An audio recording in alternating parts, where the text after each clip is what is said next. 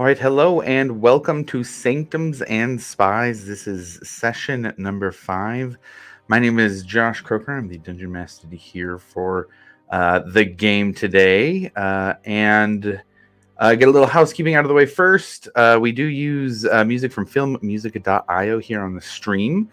For any of the songs that are being played from filmmusic.io, you can find the information down in the panels below for each of the songs with a link to get licensing information or download them for yourself. We also are using music from Welcome to Taldore and Welcome to Wildmount, the official Critical Role soundtracks. Links down in the panels for that as well, where you can purchase the album for yourself. Highly recommend it. It's great stuff. But that brings us back to our game today with our players for Sanctums and Spies. I want to open up before doing a recap to any of the players who want to drop a little bit of lore in exchange for inspiration.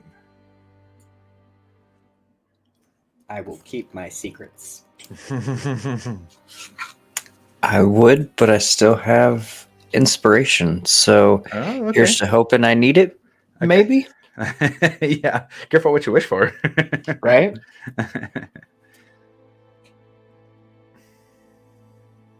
Okay.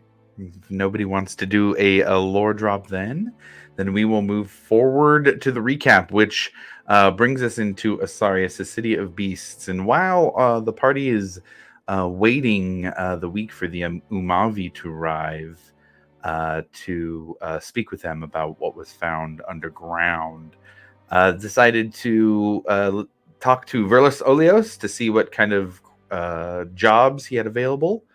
And after doing so, also ran into Christopher, Winnie's brother, who had let the group know that word had spread around the Cretes neighborhood about fighting off the lizard folk and venturing down into the very deep hole in the ground. And there were some requests for help there as well. So the party decided to visit Zorth's Pits, a armless goblin who was missing his favorite moorbounder, a large panther-like riding creature named Daisy, who had been taken from her pen after the group talked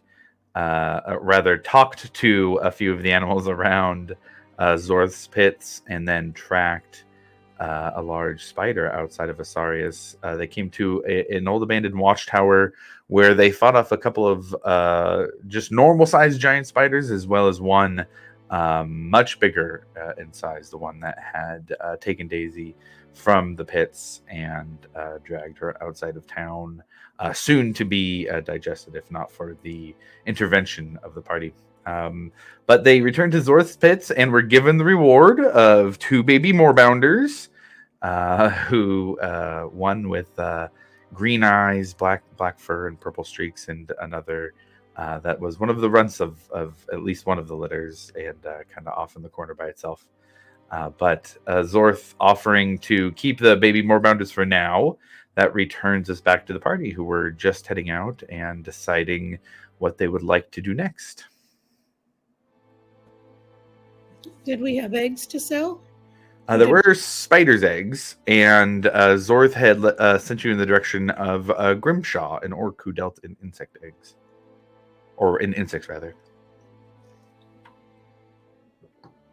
Seems like we should at least sell the eggs and collect what money we can. I guess there were other parts to this, but let's collect the eggs. What time of day is it? It didn't take long to get to the watchtower. It was just a couple miles outside of town, so we're still in the afternoon. Still got plenty of time of the day if you would like to do more besides that. Right. Well, I would recommend that we go ahead and offload these eggs, because if they get scrambled, I don't think they'll be worth very much. No, I agree. We should definitely get rid of them. They seem a wee bit fragile. Yep. And I think, Professor, you wanted to keep one for study? I thought better of it after some time. Okay. Do these have any uses other than selling them? You can roll a nature check to see if you can ascertain any other purposes. I don't think we would want anything to do with them. 16. Oh, very nice. You know that there are many people in Jorhas who consider spider eggs a delicacy, and besides just for raising giant spiders for those who deal with insects, there isn't a ton besides just eating or raising giant spiders. They're not really components for anything else, but you can usually get at least some gold for them, more so than regular eggs, at least, that's for sure. Okay, well, do we know whether we would get more to selling them to be raised or selling them to be eaten? Probably about the same. Otherwise, whoever would want them for one or the other would just go to the dealers who have a lower price on those. All right, well, I'd say with a 16, generally, in the nothing crazy, nothing over 30 or 40 gold pieces per egg, but you can still catch a fair price for them. all right, well, yeah, let's offload these before they break and we can get some money. I'm trying to save up enough to get some paper so I can learn that spell. I mean, that's got to get you pretty close, right? Yeah, we'll see. I'm halfway there. Let's go. So the group heads off in the directions that Zorth gave them, and come to a road that kind of slopes down a little bit, and it's a familiar sight. You guys had taken this road in your first day together of travel to the Crete's neighborhood. For the professor, this would be your first time seeing this particular, and I guess you could call it a stable, but this particular area for raising animals. And you can see that there are small little entrances to what looks like underground areas where you can see flashes of fire from one. And even from outside of this fenced area, you can hear little bits of skittering and scratching across floors just on the other side of the fence. And there's a very similar kind of arch to Zorth's pits. It's open for you to walk in with pins on the inside, and above the arch just says Grimshaw's. Nothing fancy there. And walking in, you look to the left and you see, besides just insects, you see some medium-sized giant crabs in a brackish pool that has been dug into the ground. And on the other side, you see those tunnels a little bit closer now and can feel a little bit of heat even being blasted out from them. But there is a large orc who, kind of a pale green skin, wearing, I guess, what could kind of be described as fantasy overalls, kind of that style of, with some rolled up pants down at the bottom, big work boots, gloves on. You can see that he's got a belt on it with different weapons and tools of different sorts. And you can see kind of against the pale skin, it almost looks like a tattoo at first, but as you look closer, you can tell it almost looks like it travels in the patterns of veins, but it looks like there's a permanent dark green, almost dark green blackish coloring on his arm, almost as if something had poisoned him at some point and the coloration had never fully faded away. But as you walk into the arches, he sees you and begins to walk over with kind of a big lumber, very tall, taller than Winnie for sure, and walks over to the four of you, and with a very kind of gruff look and a questioning face. What do you need? Wondering if you could use some eggs. Spider eggs. Spider eggs. Where did you get these spider eggs? From spiders. Right. Big ones. If you yeah, So- they're not little. I mean, I was saying, spider eggs are everywhere. I don't need regular spider eggs. But these are gigantic. Giant spider eggs I am in the market for. Even bigger than giant. Huh. Look at the size. And when he's going to hold one up. Okay. Look how Amber- big. Remind me how many you had total? I was going to ask you to remind me. Oh no. 3. 3. Okay, I remember it was pretty low. I was thinking 2. Okay, got it. So holds up one of these giant spider eggs, and his eyes go kind of big. Do you mind if I take a look? And he reaches out, asking if he can kind of take it and inspect it, and he looks. Huh. Not often you find one like this. What do you want for him?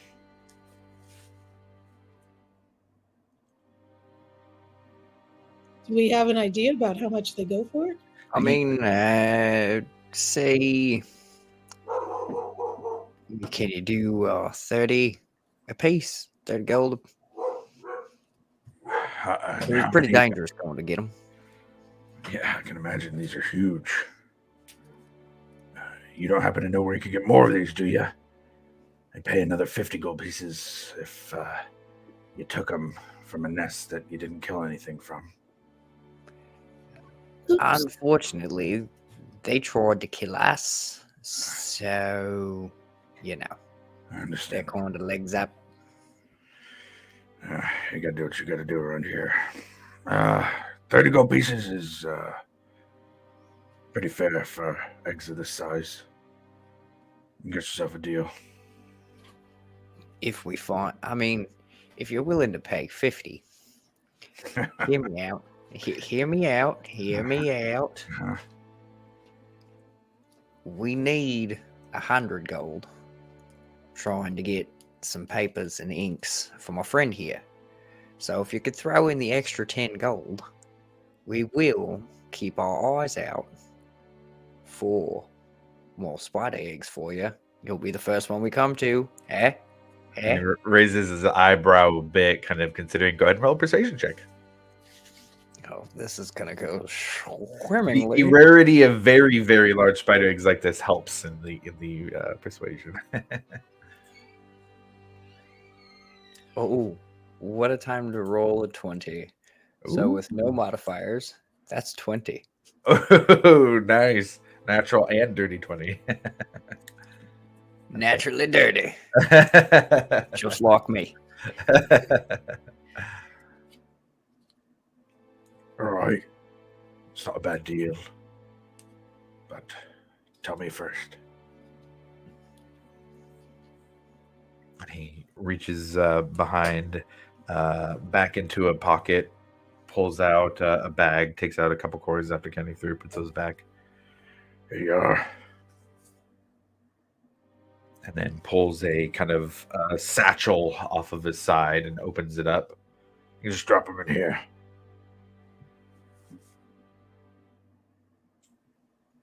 And bring them back to you at some point, I imagine. Now you have to give me the eggs I'm buying. I mean, that's what I figured. I don't know. The way you said it, you seemed like you said it with some confidence. I don't know. I've met some strange folks that have like odd things that you can just like drop something in and it disappears to somewhere else. So I wasn't sure. You know, I was just a bag. Just a bag. Cool. Well, I much prefer just a bag. Seems much safer to travel with. Well, I guess that depends on what's in the bag. That is fair. It's not a mimic, is it? What's that? Jamon just sort of like grabs the bag and sort of like pulls it open and sort of like looks around and like sticks like his head in a little bit. And you're a weird one. Yeah, normally they have like teeth or something like that, but this one looks all right. Right. Well, if there's nothing else, he just kind of looks really weirded out. I've got plenty to attend to. Unless you're looking for something to purchase. Not that I can think of. I mean, we've recently come into some Warbound cubs, but I'm pretty sure I can source food for them. That shouldn't be too much of an issue. Yeah, insects, not so much. Nah. Kind of just looks around. Well, good luck. You as well. Kind of grabs a stick that he had set down. It's kind of like a little walking stick, and starts to head over to one of the pens, poking at some of the crabs that are in there. And you walk out of Grimshaw's here in the Pits neighborhood. The sun up in the middle of the sky now beating down. You hear the various noises of both beasts of all kinds, mammals. You hear the familiar neighing of horses, mixed in with odd chittering and different squeaks and squeals of a variety of animals. You hear what almost sounds like birds of prey, but screeches mixed with some kind of otherworldly howl going through the air, and the smells of all sorts assault you as you see another pair of saber-toothed camels being led by a goblin attendee who is just so short in comparison to these camels, with their water bags that are watering the streets so the dust doesn't get kicked up. But you stand here in the Pits neighborhood. What would you like to do next? Well, the gold that we just got from that, Winnie, does that cover everything that we're gonna need for getting that spell learned? Well, if we split it 5 ways, I'm almost there. I think we can collect 25 gold each from Verlis for finding Daisy. That you could have my 25. I mean, I got a bag out of the deal, so I'm not really that upset. And I mean, honestly, like I don't mind, giving my share to help with the supplies, because I mean that spell's really gonna help save everybody in this situation. I mean, me kind of specifically here. So I mean, that was kind of my plan with selling the eggs anyways, was putting all the money that we were getting towards the supplies that we needed. Well, thank you. That's so kind. I have 50 already, so if I get 50 more, that would cover the supplies, and then I need, I think, about 4 hours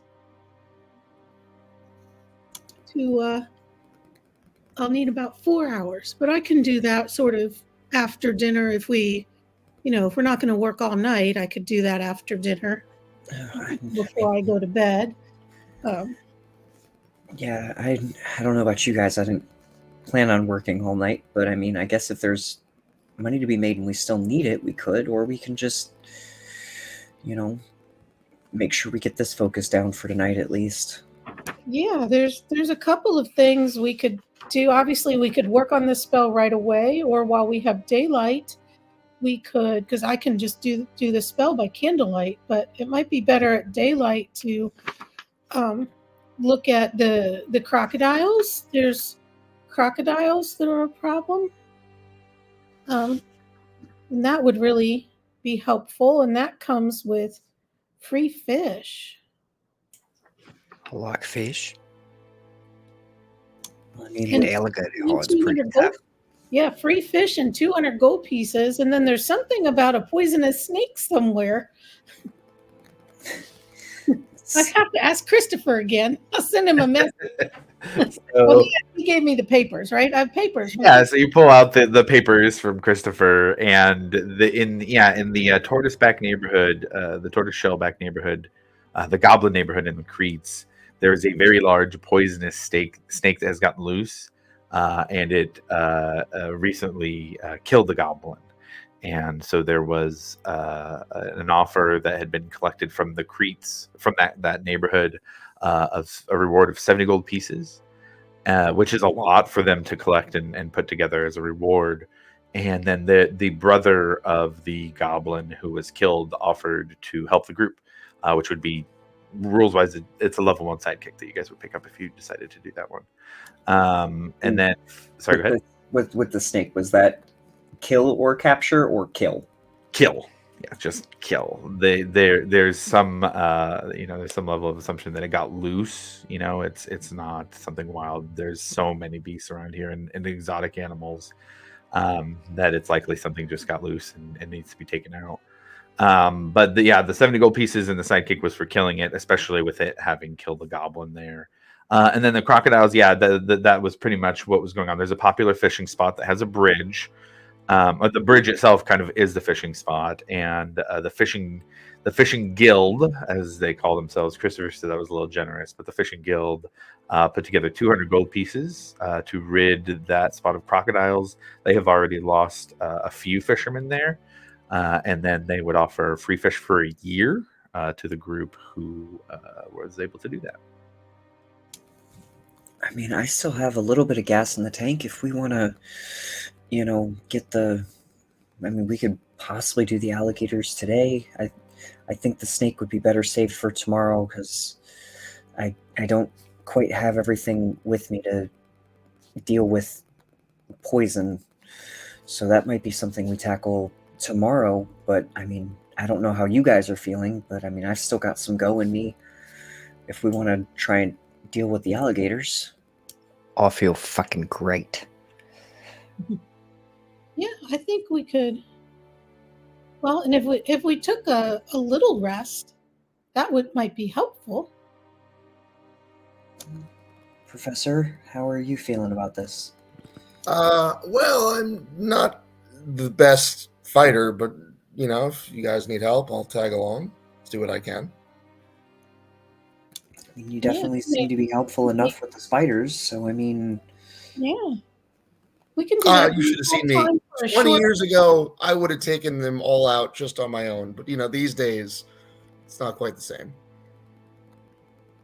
Why don't we just take a little short breather, and then we'll go crocodile hunting, and then we'll go collect our money from Verlis, and then we'll have dinner. That's a full day. And just to clarify, Verlis didn't mention anything about Vorth's pits or finding Daisy. That was from Christopher. There wasn't any reward attached to that from him. Oh no, we were just going to extort Verlis.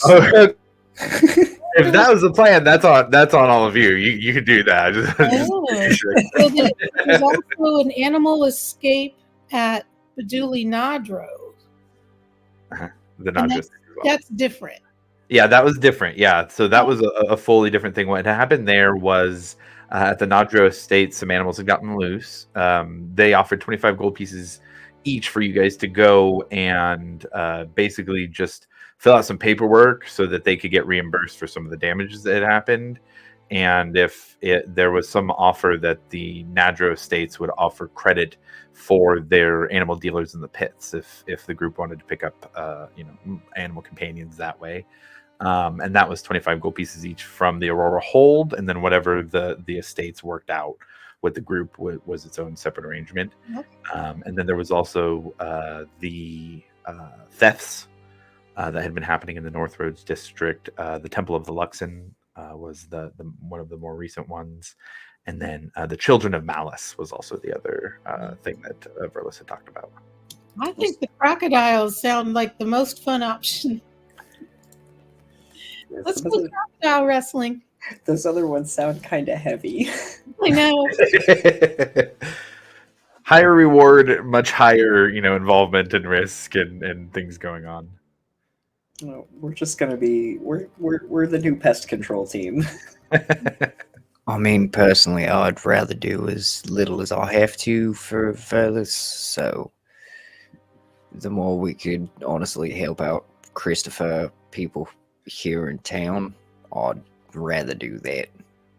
Money might be better, but I don't disagree with you. I think helping the people in the creeks definitely, I don't know, tugs at my heartstrings a little bit more. Well, don't sneeze at fish for a year. That's really valuable. I mean, especially with, do moorbounders eat fish? Is that something that, that would be like food supply for the moorbounders. All right, so let's go sit somewhere and kind of catch our breath from the spiders, and then we'll go check out some alligators. Where's the group gonna rest? You just go find ourselves like a shady tree or something. Have like a picnic. Sure. Shady trees are a Is there little sparse steep slope? here in the wastes of Jorhas at all, much less in Asarius. But you can certainly you're in the pits now. There's a place you could find a corner with some shade, or a back alley or something if the group just wanted to find a place to settle down and put their back up to a wall for an hour. Yeah, pretty much just something simple. Like Okay. somewhere simple that's, not gonna be like let's go find Meth Alley and go rest there for a minute. Right. Let's have somebody from the group roll an investigation check then, just to represent how successful it is to find a calm, safe place to rest. Oh, I'll help. Winnie, you're local. Why don't you you know any places around here? Okay, I will do that. Can I guide myself? Nope, not this character. All right, investigation. Oh, dirty 20. Oh, very nice. Yeah, you're easily able to find either an alley that's kind of just off of a building that's in a like an intersection of roads where there's lots of people going by. It feels rather safe. There's also in that area the Four Corners Tavern as well. If you wanted to stop in the Four Corners Tavern, and even then you can find a bench or two where you can just sit. I wouldn't be opposed to going to grab a drink. Yeah, that seems like the most logical thing to do. I'm down. I'll follow you guys wherever you want to go. Okay, so Winnie leads the group to the Four Corners Tavern, and it is when you head in, it's rather modest. There is when you walk into the door, the bar has a couple of tables. The bar's off to the right. There's a couple tables that are just right in front of that area. Off to the left, there's a square pit with a chair in each of the corners of the square pit, and then off back to the left from the entrance is some more chairs and tables where people can sit. It looks like the tables are mostly set up to be able to spectate this square little area here, and it doesn't look like there's anybody in it right now. But even just looking at the floor, you can see blood stains, a tooth here and there. It's very obvious that this is a fighting ring. But as you walk in the bar, there is a half-orc bartender behind the bar, wearing kind of a leather apron, just a very simple white shirt, has an eye patch, a couple big tusks for a half-orc down at the bottom jaw, and just kind of gives a nod as you walk in. Besides that, there's mostly empty tables in the middle of the day here. It looks like there's a group of kobolds at one of the tables, and two orcs over in one of the far corners. But besides that, you're free to grab any of the tables here for a short rest. Does no one clean this? I pick up a tooth. I guess not, and I throw it away. You hear the bartender, because it's a pretty small space. You hear the bartender over from behind the bar. Looks like you just did. Fair enough. He done got me. All right.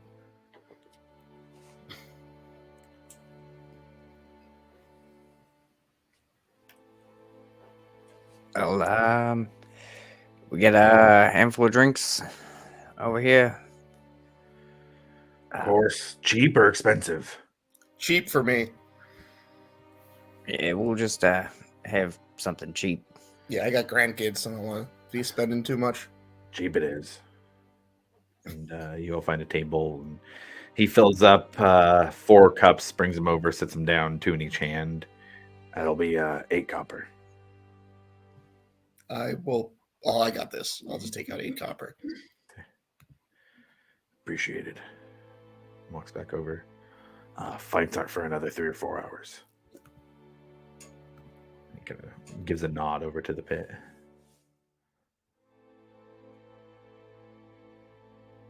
And with that, leaves the group to short rest. Was there anything anybody wanted to do in particular, or conversation you want to have, or just finding a place where you can rest, basically? I was just looking to rest. Okay. Then we'll say that everybody kind of a little bit weary from the spider fight in the early part of the day.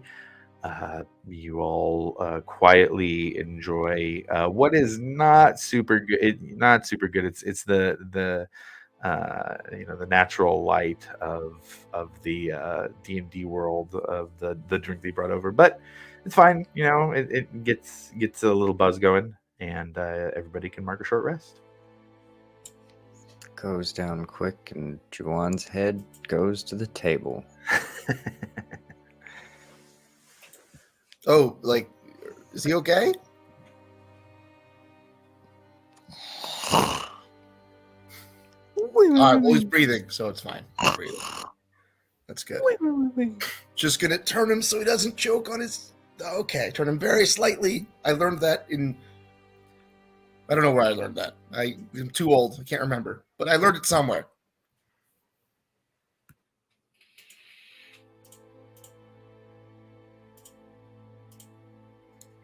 Okay, so with that, everybody spends an hour resting in the Four Corners Tavern. I would say that the group of kobolds leaves about halfway through, but they are replaced by a ogre who comes in and grabs a drink from the bar and goes and just sits in one of the chairs over in the corner of the fighting area. And besides that, two hobgoblins come in as well. They have onyx black fur, which is very striking because they usually have a more reddish, or not fur, but like hair for their beard and their hair that goes down, and they have it in a little bit of a ponytail. And they have very distinct yellow eyes. They're very unique looking for a hobgoblin, different than any hobgoblins that any of the group has ever seen before. But besides that, it's quiet in the tavern. And Question: how big are ogres? Oh, quite big.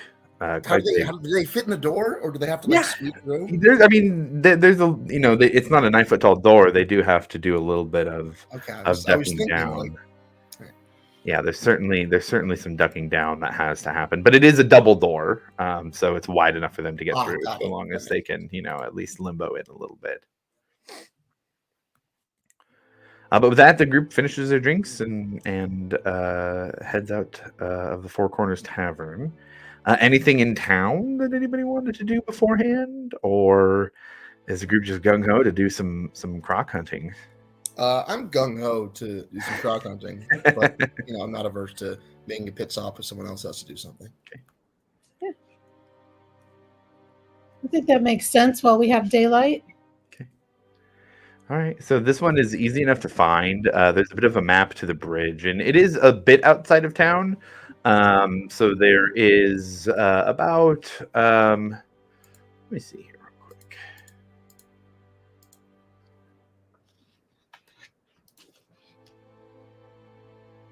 Yeah, really not super far. I would say to get to this bridge takes about 45 minutes to an hour.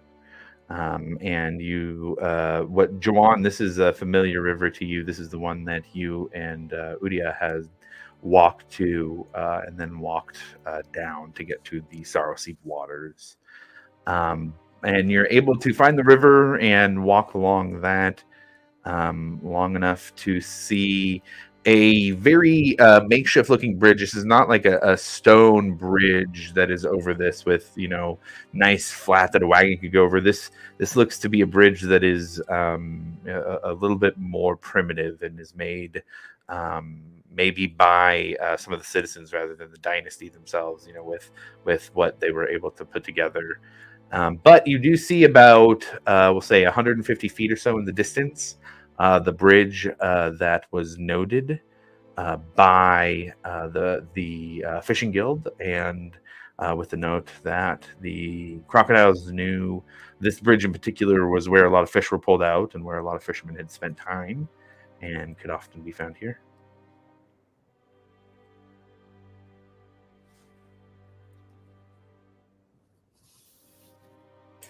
Well, question is, I guess, do we make our way down and hope that we find this thing, or anybody got some chum to throw in the water? Anybody got some extra food, meat stuff might have picked up?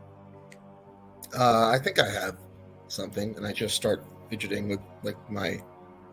I have some rations. Okay. So I can just take out some. I don't know, croc. What are croc? They like meat, so I'll take out some jerky or something. I'll mark off a use of ration. It's just a big hunk of jerky. So like a day's I'll give it to Alec or Joe, and I'll say, you try this. Maybe it'll work. I mean, we'll see what happens.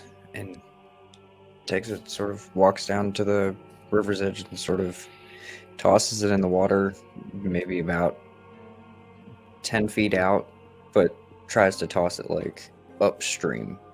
Okay. So it will sort of like float back towards. And are you is this still downstream from the bridge, or did you want to get closer to the bridge? Mm-hmm. Is the bridge where people are getting attacked? Is that what we've been That's told? that's what they had said. And now that you can see it, it's a very arched bridge, and you can see bits of like net and rope hanging off of it. It looks like that the bridge itself was used as a place to, cast in or put nets down and then come retrieve those nets. So the bridge itself was definitely a central point in the fishing and the attacks. I just kind of want to see if it wigs it out. So I kind of want to stay upriver at the bridge. Okay, so you throw the rations out. See if into I the at water. least see it move. You watch it kind of go down the river a bit. Go ahead and roll a perception check to see how well. A little ways out here, 150 feet or so. Haha. Is that a 1? I thought that was. No, 7. 14. 14. Okay. So you know what? This feels important enough. I'm gonna use that inspiration. Okay. 18. 18, definitely better. You see probably about 20 feet before it gets to the bridge. You see that the meat is just floating along the water. And then there's just a quick disturbance. You see something very quickly just grab it off the top and submerge very quickly. Very smooth movement. And the rations disappear. Well, it's down there. Do we want to bring it to us? I have an idea to get it closer to us, but that's up to you guys if you guys want it here or if we want to go to it. I'm afraid we go to it and it'll take off. I mean, I've got an idea too. And Juan just kind of takes his short sword, and as he pulls it out, he just sort of bends down and nicks like around his ankle, and then just sort of like takes a couple steps into the water, just probably about waist deep or so, and you guys see him kind of like shake his leg. Okay. Well, don't let it pull you under. Just keep an eye out. You guys all can do things from a range, right? I got these. I don't Sort of know. like wading in the water with his short swords like up above. So after about 15-20 seconds, you can almost follow the trail of crimson for maybe 20-25 feet as it then starts to spread out and stretch out and dilute in the water to the point where you can't see it anymore. After about... Sorry, go ahead. I'm casting Shield of Faith Okay. on Juan. Okay. That's an extra +2 to the AC. Ooh-wee. So Juwan, go ahead. Gonna be real and tough for mark you. you. I'm not going to cast anything on you, but I'm just going to think positive thoughts. The rogue, so I can't do Well, anything. and maybe come out. Try to make it come on land. I Because could if still it's do in the that. water, I can't. Nobody can get it. It's about I'll be close. You can see. Just keep an eye out. about 45 seconds pass, and you see the kind of waviness of a crocodile moving through the water, and then about 10 feet behind it, another one. And even just the length of the ripples is a little bit intimidating. About how far away is it at this point? At this point, I'll say about 100 feet, which puts it about 50 feet up past the bridge. I'm going to move like 30 feet away from Joanne. Okay. Just like behind. I want to wait until they get 30-ish, maybe less, Okay. 20-ish, depending on like if they start to speed up. We'll wait for 30, but Okay. if they're still just kind of treading, we'll let them get a little closer. But Okay. Depends on their speed a little bit. yeah. Why don't we but do he this? does- At this he does point, if sort of, that's like, how make close that you're going to have them get, why don't I get a little setup on a map here? And we can go from there. So give me a little setup time here, and then we'll go from there. Winnie cannot swim. You just stand back and cast Fireball. She doesn't have that one either. Juwan doesn't really do too much swimming either. That's why he's only about waist deep. As long as his toes are still touching, he can get out of here quick. I'm an okay swimmer, but I don't want to swim with crocodiles. I mean, that's a fair point.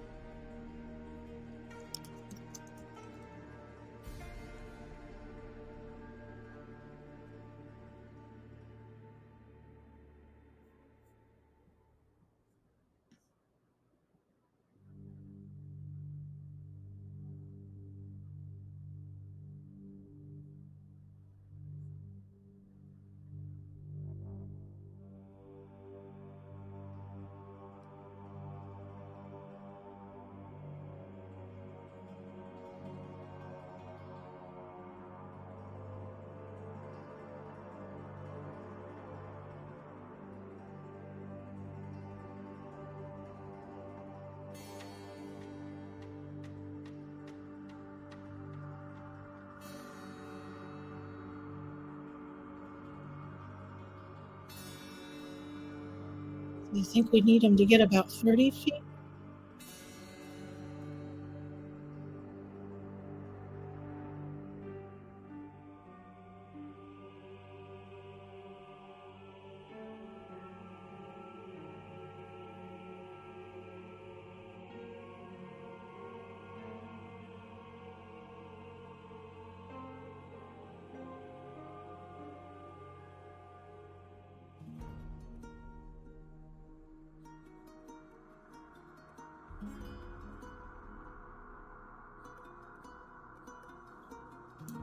And Jawan, were you still in the water, or did you want to be right off of the edge? Juwan is so as far as he would have to go into the water. Like, how deep is it? Like, is it like a drop right as soon as it goes? Yeah, As the there's water not goes much in, of a or- shore, so total it is about probably about 35 to 40 feet across. Okay. And let me switch over the cam here. Get the other two.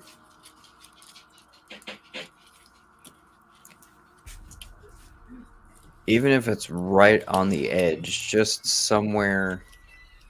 Essentially, he's trying to have his legs in the water.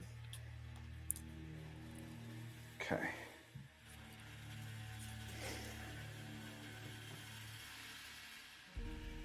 So the bridge would be up here. You could get like just your leg in the water and kind of have it dangling in and be on the edge there. Professor was 30 feet back, so that'd be about there. And Winnie, where were you? I'm going to be kind of right behind Juwan. Okay. And then Acacia, where did you want to be? Right there on the shore, like basically like as close to Jawan as she could be without being in the water. Okay. And then you wanted to be back here for the professor. Okay. So you see the beady eyes of the crocodiles both pop up out of the water and start to head even closer. And we'll say they are 25 feet out at this point. They are coming directly for you. It is clear that you are their intended target. How deep is the water? The water in the center, it looks to be at least 20 to 30 feet deep. At the edge, kind of we'll say the first 5 feet, like right off here, it's about 3 feet deep and then drops off pretty steeply.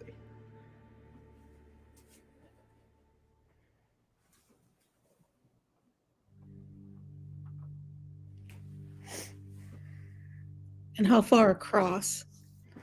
Across it is 40 feet, just shy of 40 feet. All right.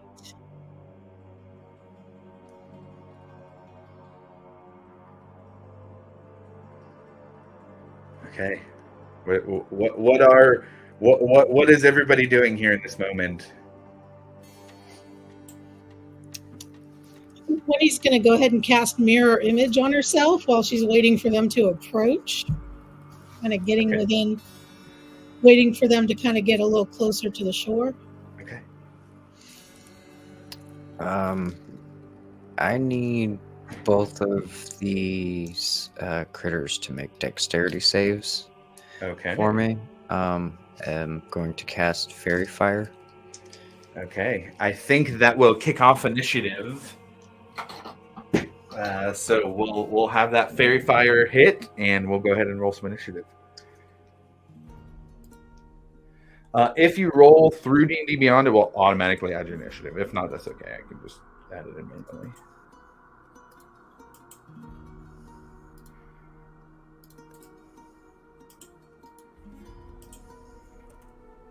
$22. Nice. Okay, so did everybody get 22? Acacia, what was yours? Well, it's literally impossible for me to roll that high with a +0 to initiative. I got 14. 14. Okay, gotcha. Okay. Wow, so 3 22s and a 14. That's pretty good. Okay, so we are, first off, very important here. Need to change the vibe a little bit. Juwan, as you let Fairy Fire off at these crocodiles who are coming towards you, they both have pretty bad decks, but it was pretty good rolls. The one in front rolled a 17, then the one in back rolled a 14. Yeah, it's a 13 save, so... Okay. Unfortunately, they both are able to swim past and are dexterous enough in this moment to not have Fairy Fire take hold. That does bring up to Juwan. I believe you have the highest dex, so that would, or I think that's how it orders on here. What about Juwan and Professor? What are you guys' dex modifiers? Mine is +5. Oh, Yeah. I was supposed to have a 20 index as well, so... Okay, so you guys can either go of you can go first. Yeah, you guys can choose. A rollies works too. I rolled What a are we doing? 17. Roll a d20. Whoever gets higher will go first. All right. Rolled a 17. No way. Are you kidding me? Also roll the This is Double this is rollies. the equivalent. This is Guys, the what if this equivalent- never ends? What if we just roll forever? Like, I'm gonna, all right, one more time. One more time.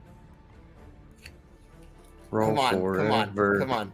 Okay, Roll there six. we go. Okay. Natural 24. Going first. Alrighty. Right. So yeah, Jawan, you are first. What are you doing? Hoo-wee. Alright, so I am going to wait in the water. I'm going to hold my action to attack the whichever one of these crocs gets to me first, or alligators Okay. gets to me first.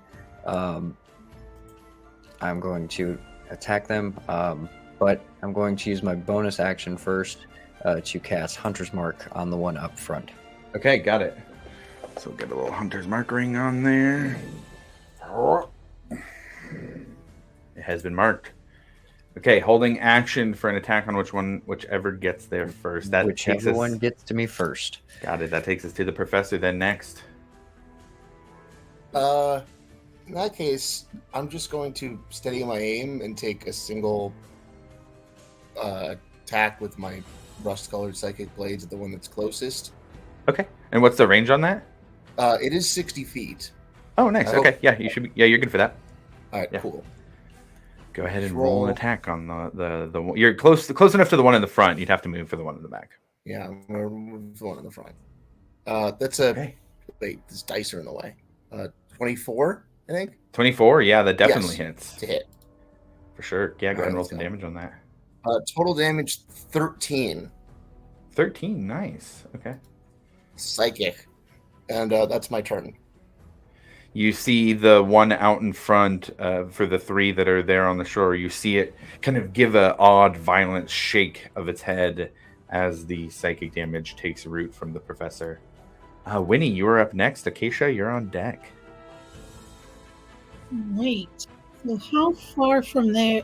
How far from the shore are they? So from the shore, they're only from over here.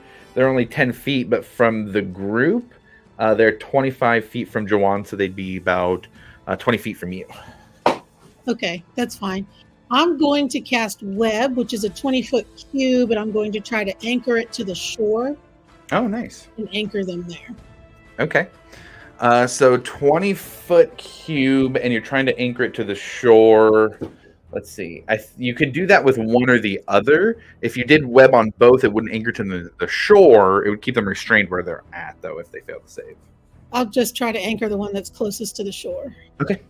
And what's the save on that? Dex 15. Dex 15.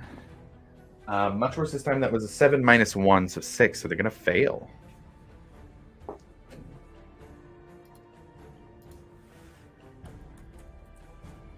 So what is it that just restrained on that?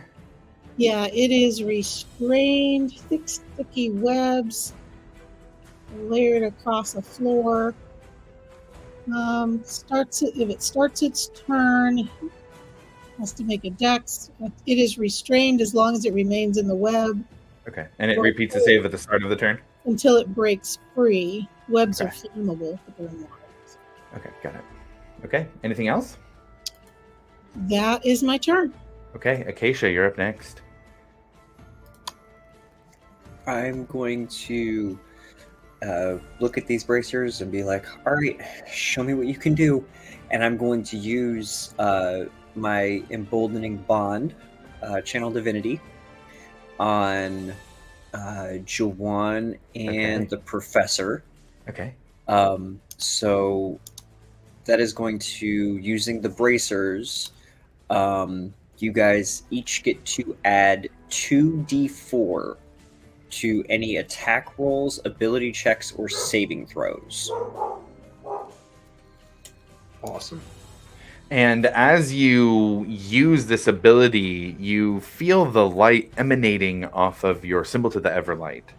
And you can almost see this like flash of this pale light coming from within it. And you look at the bracers, and those little flecks of gold and silver that looked like stars brighten, almost as if the night sky itself is empowering this ability.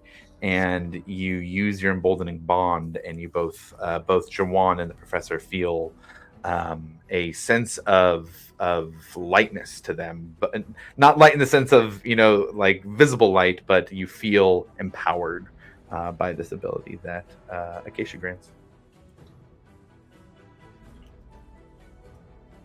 And that is going to be it for me. Okay. So the one out in front is going to go first. It's going to do its dex save to see if it breaks through from the web. And that's a natural 20 for a 19 total. So that first one is going to break free. That was at the start of the turn, right, Winnie? Let me double check.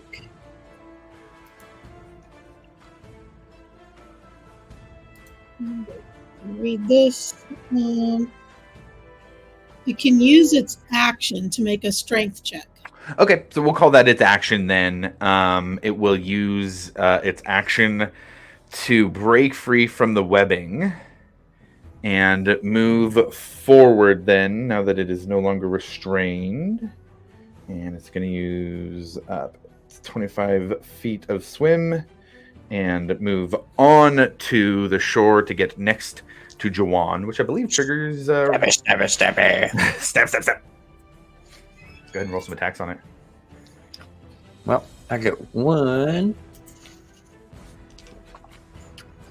What? 22? A 22 definitely hits. Alrighty, so... that's 9 plus the Hunter's Mark. Another one, so 10. 10 points of damage. Nice. It lunges, or it doesn't lunge at this point, but it gets out of the water and starts to move onto the shore, and you see this massive form of a crocodile, scars on its face with blood still on its teeth. And as it moves up, before it's able to make a strike, you take your short sword and slice at its face, making another cut to add a scar to the list on this large crocodile's face. The second one is going to go, and let me make sure I have enough movement here. 20, 25, 30, 40, then 20, 25. So it's going to use its movement and then a dash. So it's going to use its swim speed to get up to here, and then use its movement to come up behind Winnie. And so they are going to use their turns getting up close to the group and getting free of the web. Jawan, we're back to you. Professor, you are on deck.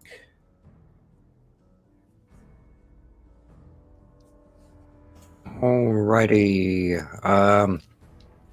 Provided that thing is still within range of me. It is. Second verse, same as the first. Let's go ahead and make an attack.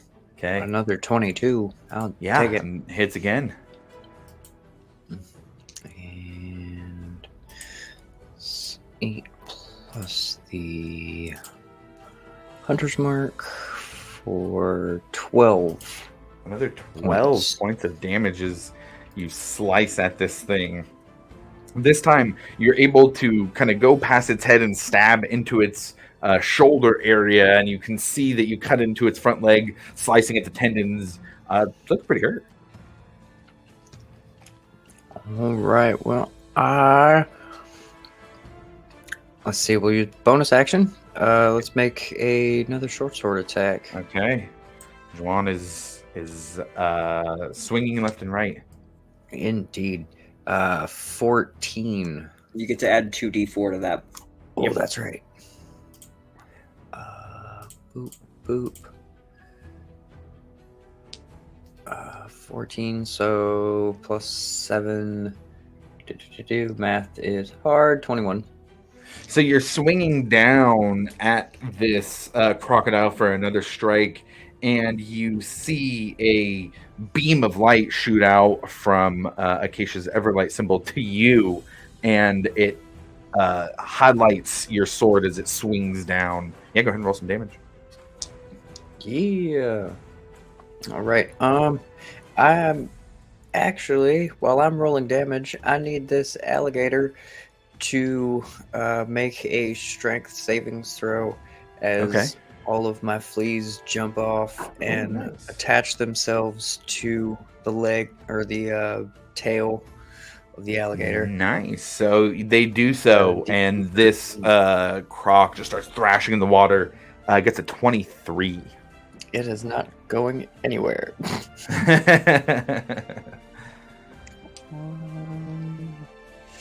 All right, and it still takes. I think one. Still trying to remember my. Okay, yeah, once per turn. I'm still trying to remember my feat, so I'm going to re-roll that 1 on damage. Okay. Its turn. Much better. 10 points of piercing damage. Nice.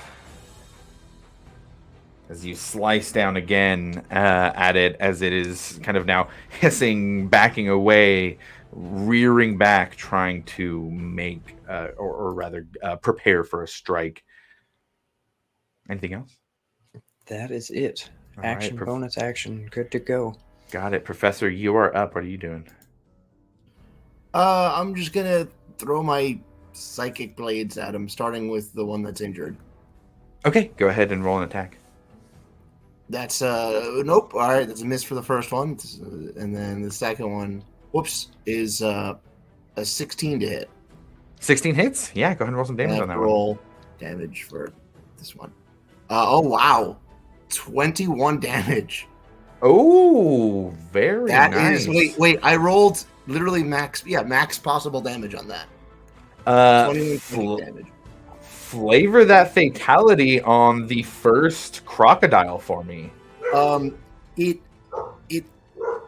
show it an alternate future, and it sees Twitter, and its mind is broken by it, so it just decides to die rather than try to deal with it. You'll see it questioning its existence as it falls into the water and starts to be dragged by the current. Still hanging on the side a bit, but dead from the attack. And that's my turn. Okay. Winnie, you're up next. Okay, so the one is dead. So the one right beside me is still coming out. That one hasn't been touched. All right. So I'm going to try web again. Okay. This time, clearly layer it firmly to the shore. Got it.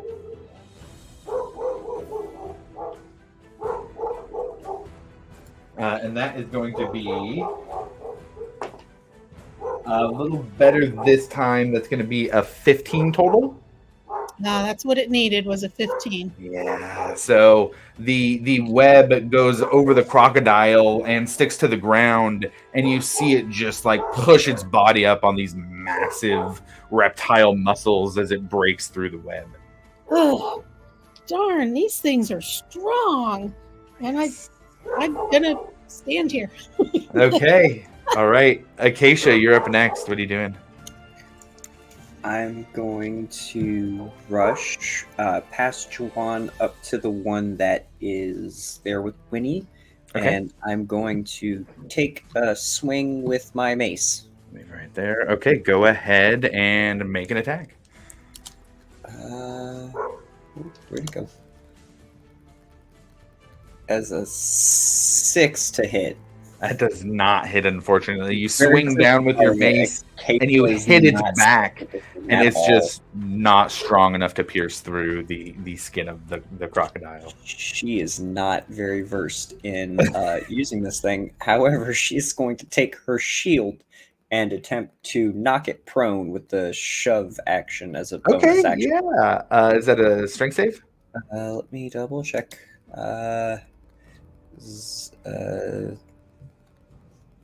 It's an attack action for me. So, let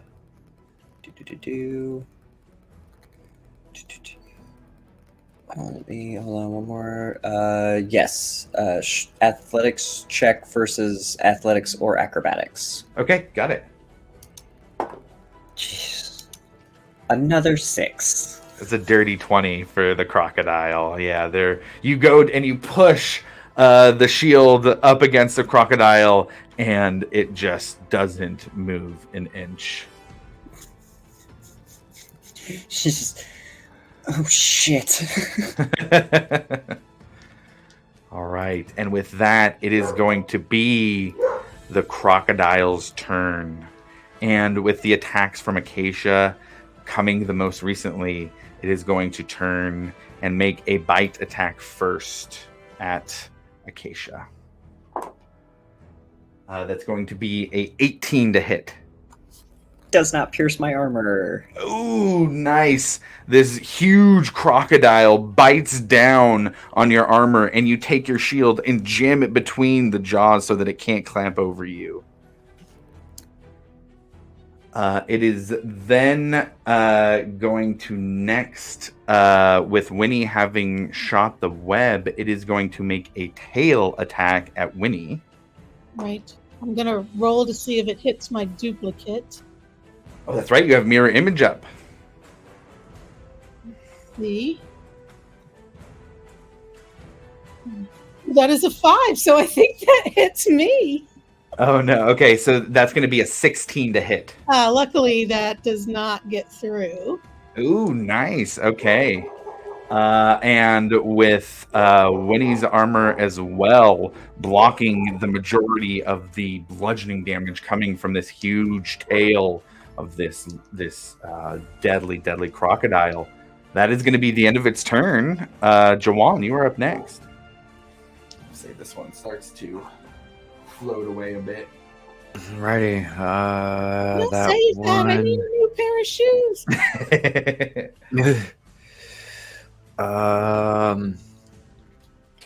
Okay, so as I start to run up next to Winnie and look at this alligator, is it looking kind of roughish, or is it still hasn't been kind of touched. hardy?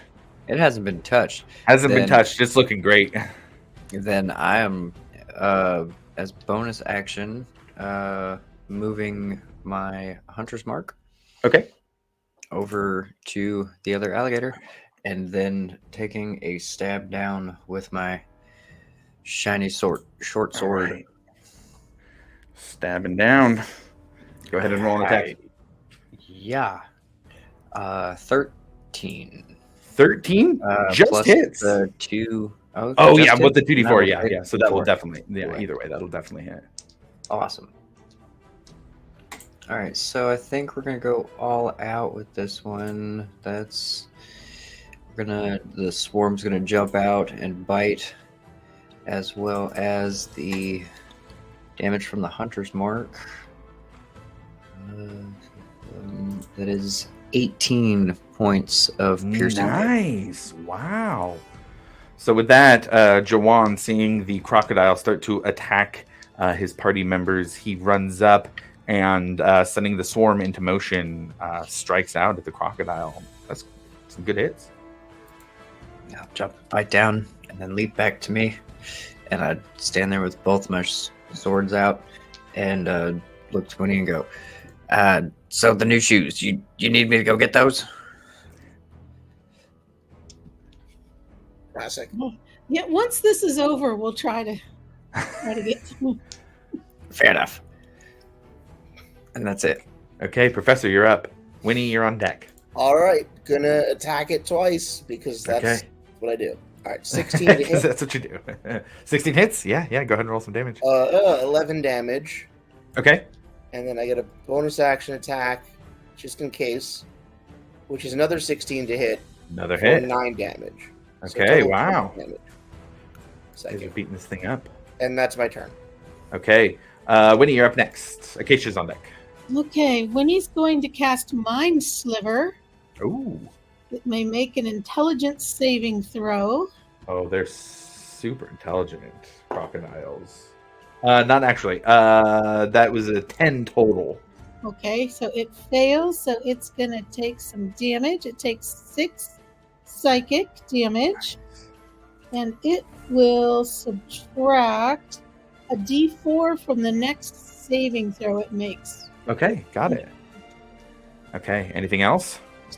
That is it. I'm just gonna stand here. All right, you see it give that similar shake of its head, the other one when it felt psychic damage, as it starting to look pretty hurt. Acacia, what are you doing? I'm gonna try hitting this thing again. Okay, go ahead and roll an attack.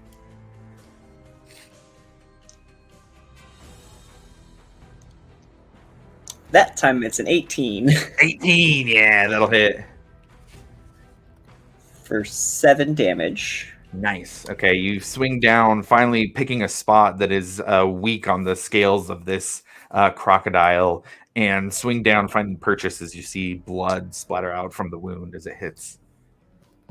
And I will once again attempt a shove action. Okay. Go ahead and roll your athletics or acrobatics. I'm going to use my inspiration because I remember that I have it. Okay. I'll go ahead and tell you it's a natural 20 plus 5. So you got to they get have 25. it. Oh well, it's wasted. I tried. I'm sorry. It's okay. Okay, anything else? These are beefy. No, that's it. Okay, got it. And having the most recent attack from Acacia again, this time with it landing, it's gonna take the bite attack. This time again at Acacia. And this one is a dirty 20 to hit. That will get me. Oh, bother. Oh, bother. Gotta go with a reroll. Silvery barbs. All right, here we go. Let's see what we got on this one. That one is a 14 after the silvery barbs. Definitely not. Okay. Now it's going to use its tail attack at Jawan, who has come up from the other side. And that's going to be a natural 20 with its tail attack. Oof. All right. Jawan, I also need you to make me a strength saving throw. Add 2d4. Can do.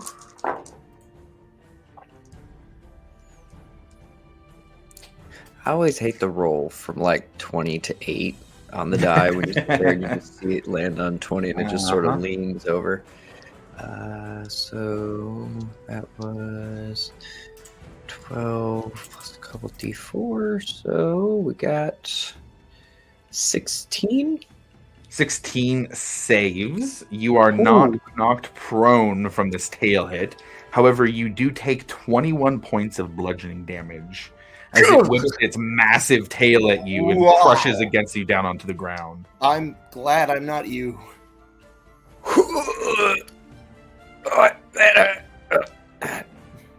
I'm gonna fucking kill you. All right, Jawan, you took the hit. It is your turn next. I take both of my short swords, and as its tail slams into me, he just takes both of the swords and just buries them into the tail before it roll has some tags time for to those. like really pull away. All right, so we got a couple attacks coming. Natural 18 for 25. Yeah, that'll definitely hit. Get a bunch of these d6s a going. So that's 11 plus the 2 other d6. That's 21 points of piercing damage.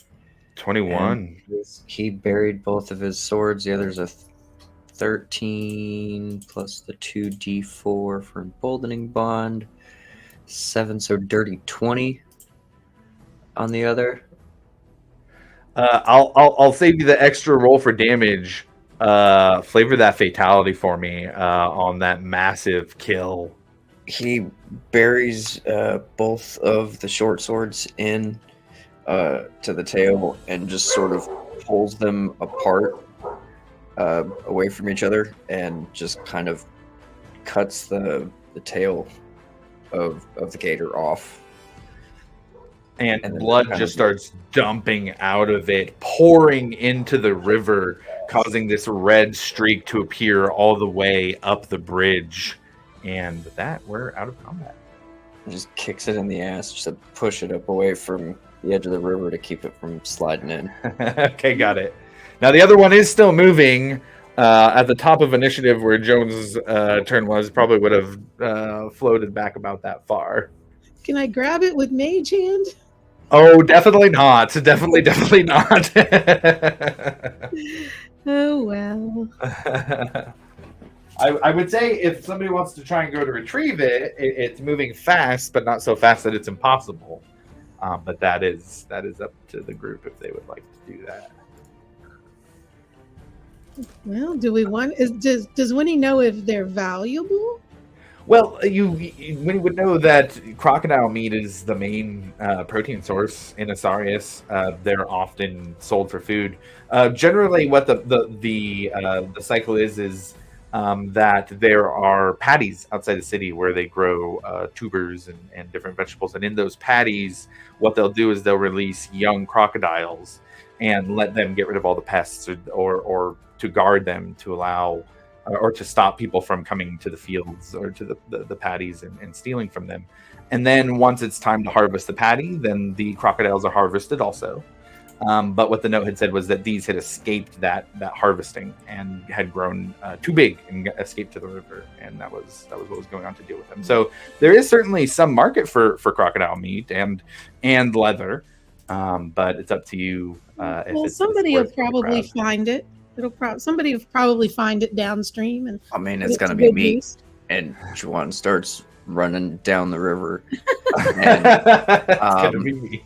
He makes about 10 or 15 feet or so. Before Okay. you And go, then- and before Jawan goes to take off after it, I'm going to reach out and cast Enhance ability with Bold Strength. So it'll Oh, give nice. you advantage on strength checks and doubles your carrying capacity. That's probably really good because short stuff's trying to haul a gator, but we're gonna see. So the group probably doesn't see this, but the audience will, as Juan rubs the ring on his finger, and the group might hear like the sound of like cricket legs, and he jumps. Let me see. It triples his jump distance, so he can potentially jump up to 45 feet if he has to jump that far to get it. Okay. But he's essentially jumping out to try and get out to wherever this gator is, potentially landing on it if he can. I was going to say easy enough. 45 would get you across the river, basically. So that distance is able to be, you can do the distance. I would say, though, go ahead and roll me at athletics or acrobatics just to see if you can stick the landing. Not a huge DC since it's like just a dead animal floating through, but just to make sure, it's not something real low. That's fair. Hey, Acacia, how long does that emboldening bond last? Is that on ability checks? 10 minutes. And yes, it's basically a super buffed up version of Bless. Fantastic. We'll add 7 to that, so 16. Okay. You are able to jump onto the back of this crocodile, and it sinks a little bit with your weight as you land on it, but it is still floating. All right. Shit. Now what? And it just sort of like shimmies his way down, like maybe towards like the back end to see if he can kind of get his arms maybe around like its back haunches towards its tail, and then try to like swim it towards the shore or something. So Just kind of like redirect hold it on with to it and then paddle with one arm. yeah, or just his feet. I mean, who knows? His foot's still bloody. We'll see what happens. But right. Paddle with his feet, using the river, to kind of carry the weight a little bit. Just want to sort of help steer it towards the shore, or at least the bridge. I don't mind running into the bridge. That seems reasonable to Juwan. Yeah, and I would say if it roll me an athletics check for that swim paddling venture. But as I'll say that this is as you're kind of getting near the bridge, going under it to see if you can navigate enough to grab a hold of it. 16. Yeah, you're You have able advantage on to. that. Oh yeah, so that too. But I even do have- even with just that one, you're able to succeed, and you steer it over to the side, grab onto the bridge, and use one arm to kind of guide it over and get it over to the side enough that it's no longer floating down the river. Oi, probably gonna need a hand. Getting this out. 50 years ago, I could have lifted 3 of these things by myself, but All these by days, yourself. Yep. yeah, I these gotcha. days I'm not. And Juwan just starts like lashing length of his rope sort of like around that back haunch, sort of in the same way that he carried it to shore. Okay. Just trying to sort of like tie it up tight enough that he could drag it or whatever. Sure. I will say easy enough to tie it up. But with the group wanting to keep these, and it sounds like potentially harvest them, these are big creatures. Crocodiles on their heavy end could be, up to 1,200 pounds, and these are on the larger end. What's everybody doing here in this situation to either try and take the meat back or harvest it, or what's happening here? I have not studied this, so I have no idea. Juwan starts I read, looking but I around to don't see know. if there's like any like young fishermen or ship hands, like young like teenage types. I would say maybe not milling anybody about. around. Yeah, not anybody around currently. Particularly Okay. because this spot was being harried by the crocodiles. It's been kind of known that you don't want to show up here right now. I mean, I can help Juwan drag back one of them, and we can see if we can get someone to, get a couple other hands to help with the other one, get them back into town. And I mean, I'm sure just selling them off for the meat and anything else that they have on them, we can use some of the money that we get from selling them to pay the people to help us carry them back.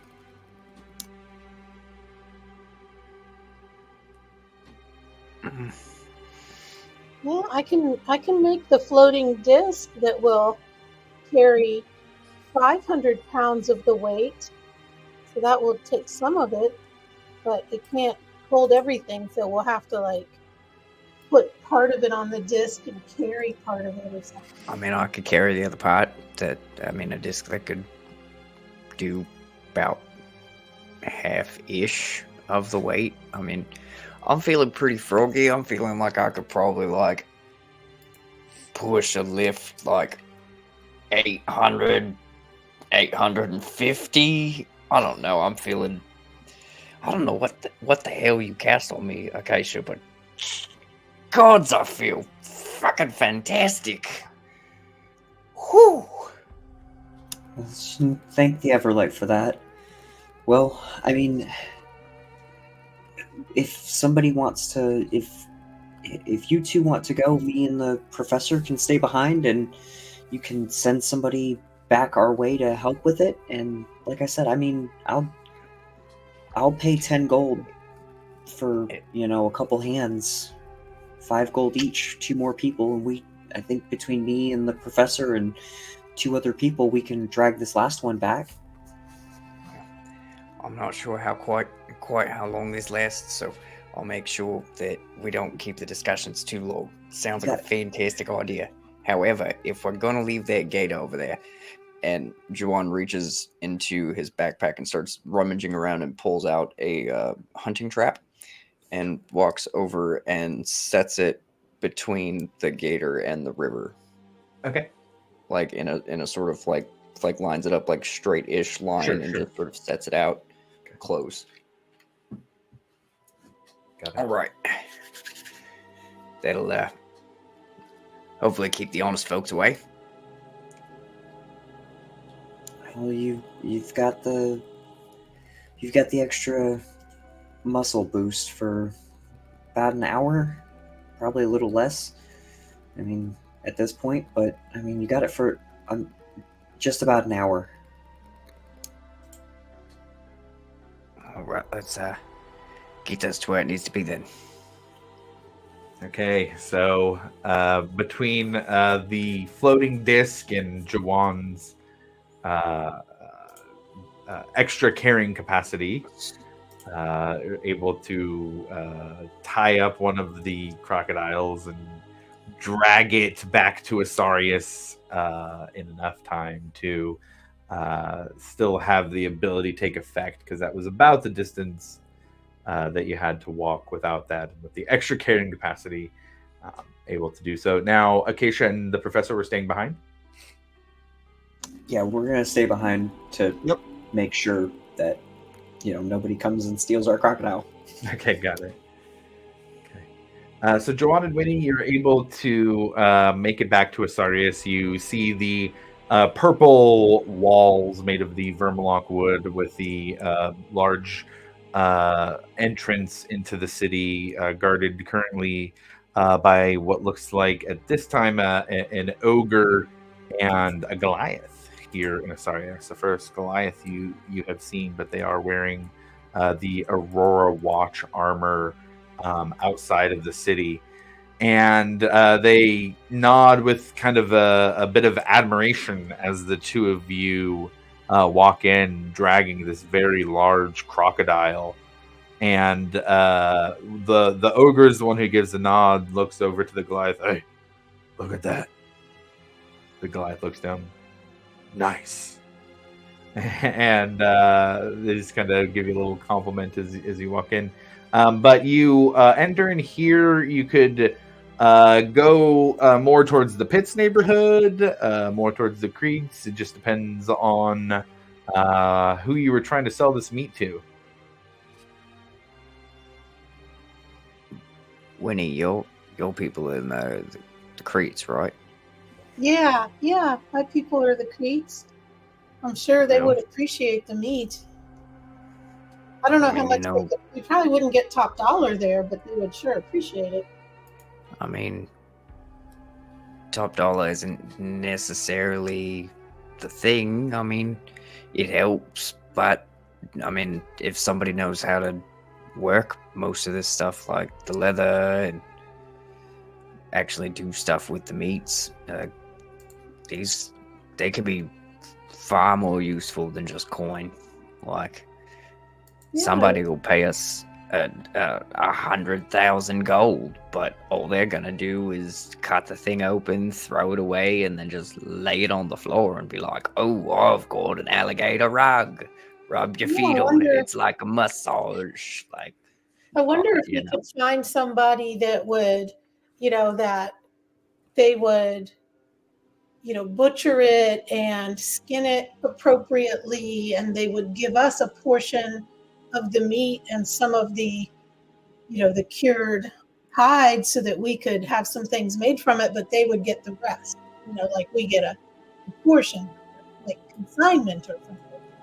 I wonder if that's possible. When you know if that's possible.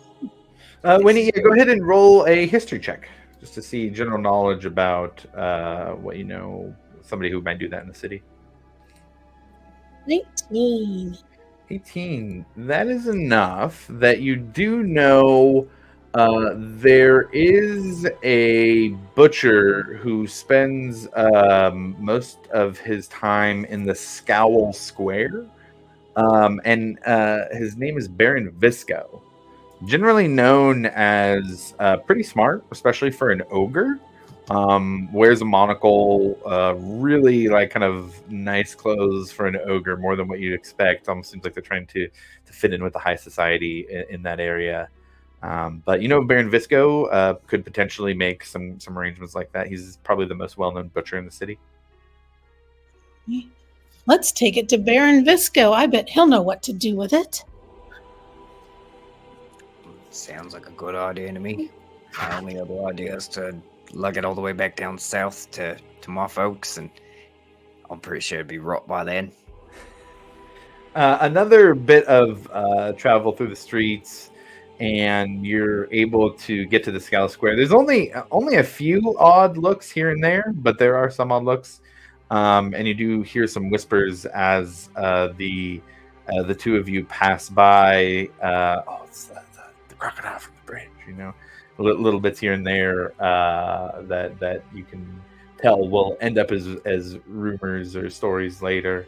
But you're able to get to the bustling district of the Scowl Square, a large marketplace where it's as loud and creates that kind of same cacophony as the pits, but it's different sounds rather than hearing the bleating of animals or the yells or howls of animals. It's more the yells and talking of humanoids of a variety of types.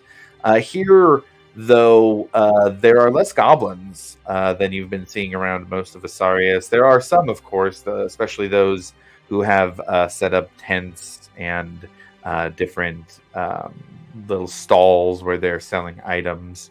But when you follow the directions in the Scowl Square to where Baron Visco normally stays, and as you do, the two of you start hearing offers thrown out.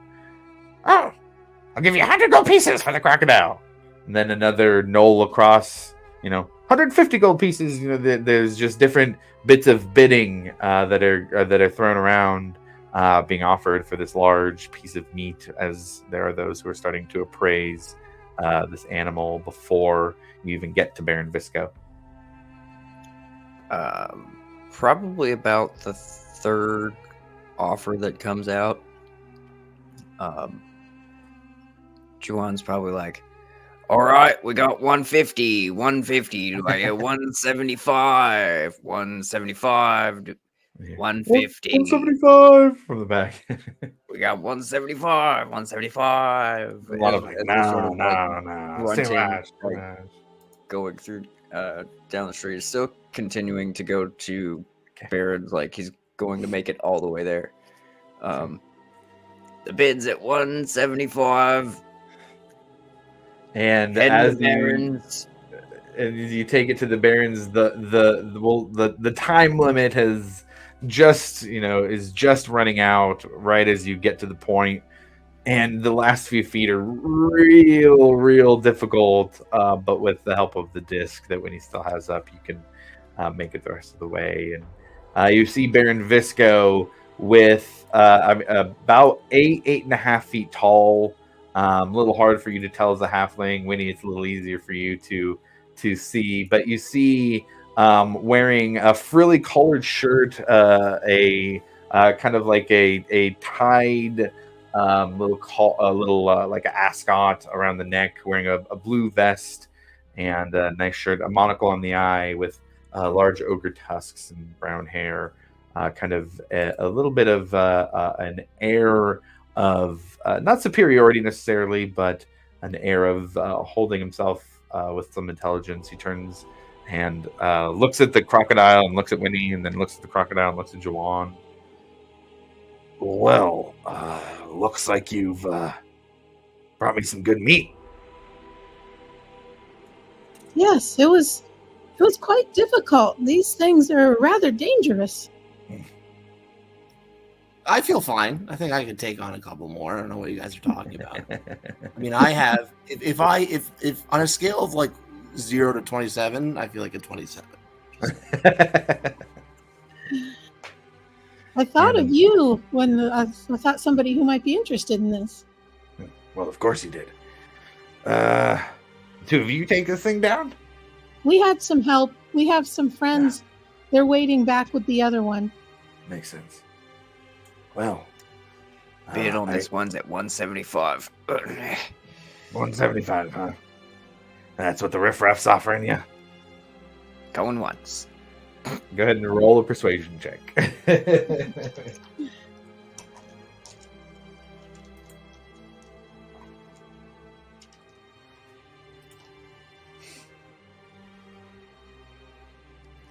Not so grand with a 7. A 7. Going twice. Well, I'm pretty stocked up on crocodile meat right now. You might want to take the 175 from the riffraff. I could take it off your hands, skin it for you if you wanted to sell it yourself, but I could offer you best about 140 now, another 50 in another week after I sell all the meat.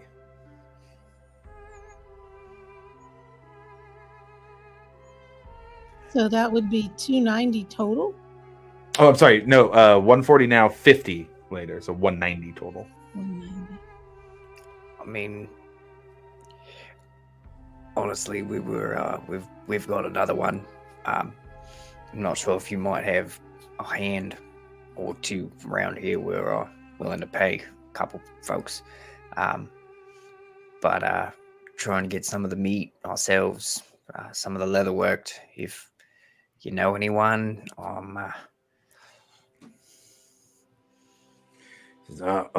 Sure. I think there's a Minotaur.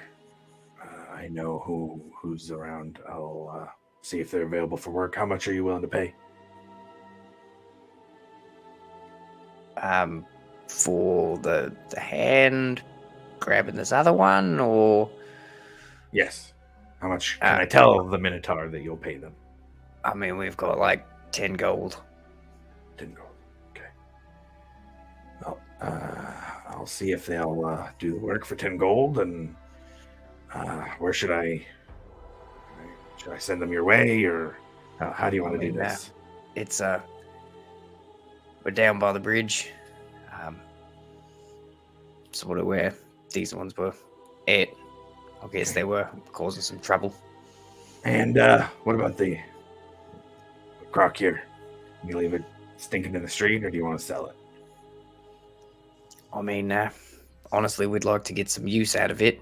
I just don't necessarily have the time myself to be able to skin it and prepare everything. If you know somebody who can do that, or is willing to do that, we could. You want it butchered, you don't want to sell it. Right. Selling was, I mean, if we got like a really nice price on the way, maybe, but honestly, having the actual supplies would probably help. Well, I can do that for you. Something this size, 30 gold pieces. Take a full day. Yeah. And if we split the second one with you, half and half, you get 25% of the meat, the leather.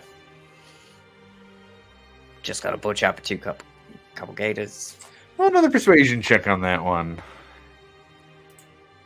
With no modifiers. 14. A 14, a little bit better. A little bit. Marginally. I'm not interested in the meat right now, but I'll take the leather off the other one in exchange for butchering them both.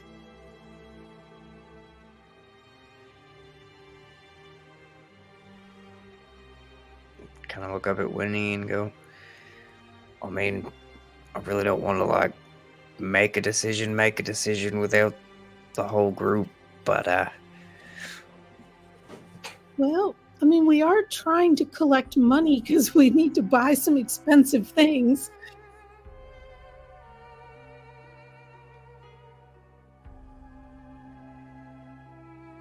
well, But maybe we can work. Let's just. It- Yeah, I don't know. I mean, if we really want crocodile things and crocodile meat, he said he would butcher them both in exchange for the hide of one. yep.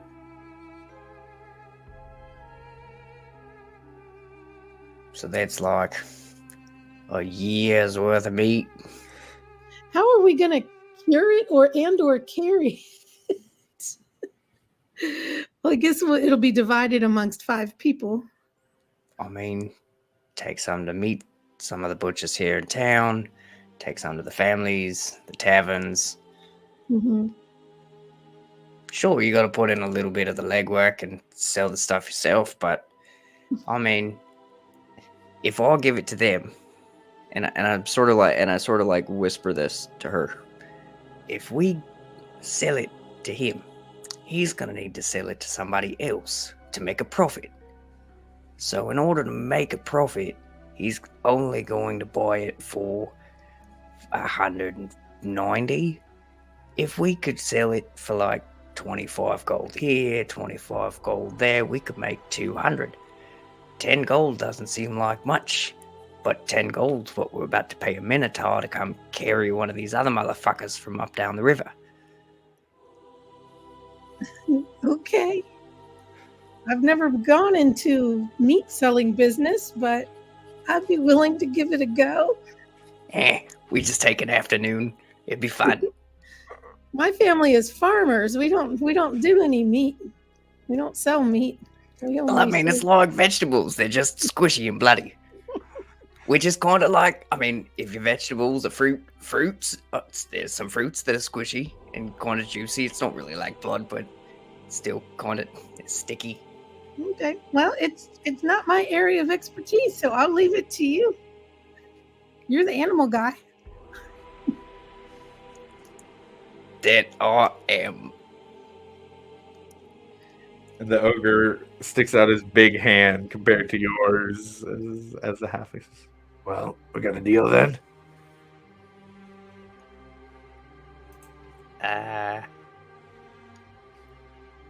Here, I'll give you 10 gold to give to the Minotaur.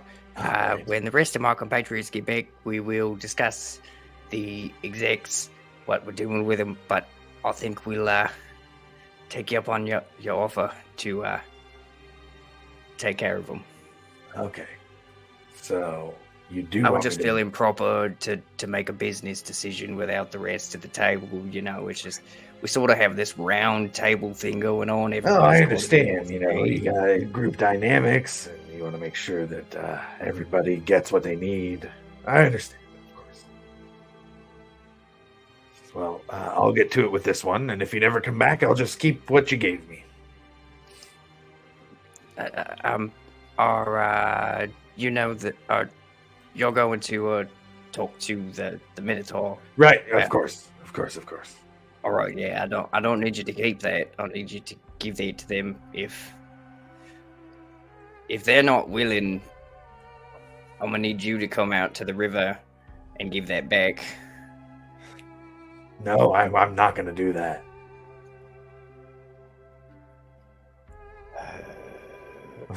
How about if they won't do it, will you do it for gold? You can take one of the little shiny bits out, stick it in Oh. your pocket. Oh, sure. I mean, I would have done it for you for free, but if you want to give me a gold, I'll take a gold. Now, see, I feel like you're trying to swindle me. See, I was trying to be like, if the Minotaur won't take 10, you could take one of the shiny bits, put it in your pocket, and walk the other 9 shiny bits down to the bridge and give them back to me. Oh, okay. Right. Okay. Do you think that you could do that? I mean, I I know think it's I a lot. could. I think that if you're all coming back with another crocodile, I'll just wait to give it to you then. Sure. he kind of I'll has this. find back. Let's go get the other crocodile and the others and come back here and then figure out our plan. Yeah. Surely between the let's- 4 of us and the disc, we can carry the other crocodile. Yeah. Let's Okay. do that. Okay. Okay. So I'll keep this 10 gold then. Why is he keeping the 10 gold? You gave him 10 gold for nothing. He's kind of got like a look on his face where he's trying to kind of. All right, give me the gold. And Oh, one right, takes right, the right, gold, right, right. Like snatches the gold Oh, and yeah. puts it back in his pocket. And sort of My like mistake. walks out the place. All right, You we're going to guys go get leave the other one and we'll The come back. rotting carcass of a freshly killed crocodile here at Baron Visco's. And as you walk away, you can see that there's a kobold at the very end with a large, like kind of one of those cleavers he's grabbing it, kind of lining up, trying to take off a piece. and you see the Baron turn and look at him. Hey, get out of here, you! And you see him kind of give like nah! And raise his arm up to try and take off the tail. And unless anybody tries to stop him, is going to take off the tip of the tail. And Baron Visco, get out of here, you! And starts running. You hear as he starts to run towards the back of it. Juwan runs and jumps towards the individual, or the kobold. Jumps out towards him. It's like, oi, get off me, gator! Go ahead and roll persuasion or intimidation, depending on how you're trying to frame that interaction. Probably intimidation. It's straight either way. That'll be a 7. A 7. Just fuck you! And runs off to the side. I turn and look to the Baron and say, all right, this is on you. Any more? Break it. You buy it. Yeah, fine. And you turn and walk away. You little shit! As you hear off in the distance, Baron Visco yelling at the little kobold who's running away. So Acacia and Professor Mayfield, what have the two of you been doing for the hour it's been so far to kill time waiting for the others to come back? If you let me, I will just go off on the history of various things that no one cares about that are really obscure, and I'll just be like, well, actually, a lot of people think that that in the north of the Kryn is where the battle started, but actually it was the northwest. You see, it was an error made by one of the scholars, Bartholomew, a couple decades ago. Now, in this case, Bartholomew had really sloppy handwriting. So what happened was he put an N, but he put too many squiggles on it, so it looked like a northwest, but it was actually north. This meant that the geography of the following map that was made based on his analysis had a slight error, and that actually led to the defeat of one of the orc armies later in that century because they got trapped behind the mountains that they didn't know were there. And you can just stop me. What is Acacia's face? What is the look while the professor is doing all of this? She's doing her best to stay interested in what he's saying, like not like humoring him, but trying to believably humor him. Okay, got it. Okay. I will not roll an insight check because I want to believe that someone cares about the stuff that doesn't matter. Okay, got it. Okay. Was there anything else either of the two of you wanted to do in that downtime, or just going over the professor's many historical topics that he is able to pull out of the top of his head? Okay. So then we will say, for the sake of brevity, Jawan and Winnie, after about, we'll say, because there was a little time spent taking the croc up to the northwards, about 2.5 hours or so later, you see the familiar figures of the short Jawan and the tall Winnie walking up to the two of you who have been waiting with the crocodile by the river, and with that, you are reunited. Sans any help, though. Any luck with the finding some help? Yeah, well, we were able. We took the crocodile to the butcher, and we have a choice. We can either just sell it outright, or we can have him butcher it and cure it in exchange for one of the hides. And we should bring this one back to him, and then we can decide what we want to do. But we figure between the disc and the rest of us, we can probably carry this other one between the four of us. Yeah, you're probably not wrong. I mean, I was expecting we could get it back before you guys got back, but I guess this works out the same. Yeah, the ogre didn't seem real keen on making trips to find help, and we just figured it best to get back here, because hell, when we were leaving, some little kobold shit was stealing a chunk of it anyways, so essentially we needed the ogre to stay put and watch it. That's understandable. All right, well, I guess we can go ahead and start carrying this thing back. How long does this last? And Keisha sort of like motions to the disc. Well, it only lasts an hour, but I can refresh it again. It give me 10 minutes, and I can make a fresh one, and it'll last an hour. And if it runs out, I can make a fresh one again in 10 minutes. Well, hopefully it doesn't just drop out on us. Were you guys able to get back with the boost that I gave you, Juwan? Yeah, it worked. I mean, I struggled there for the last, 100 meters or whatever, but I made it. I mean, we should be fine. Just, I guess, let's be mindful to not have this thing just kind of plummet to the ground while we're carrying it. I'll be careful to monitor it. Watch your toes.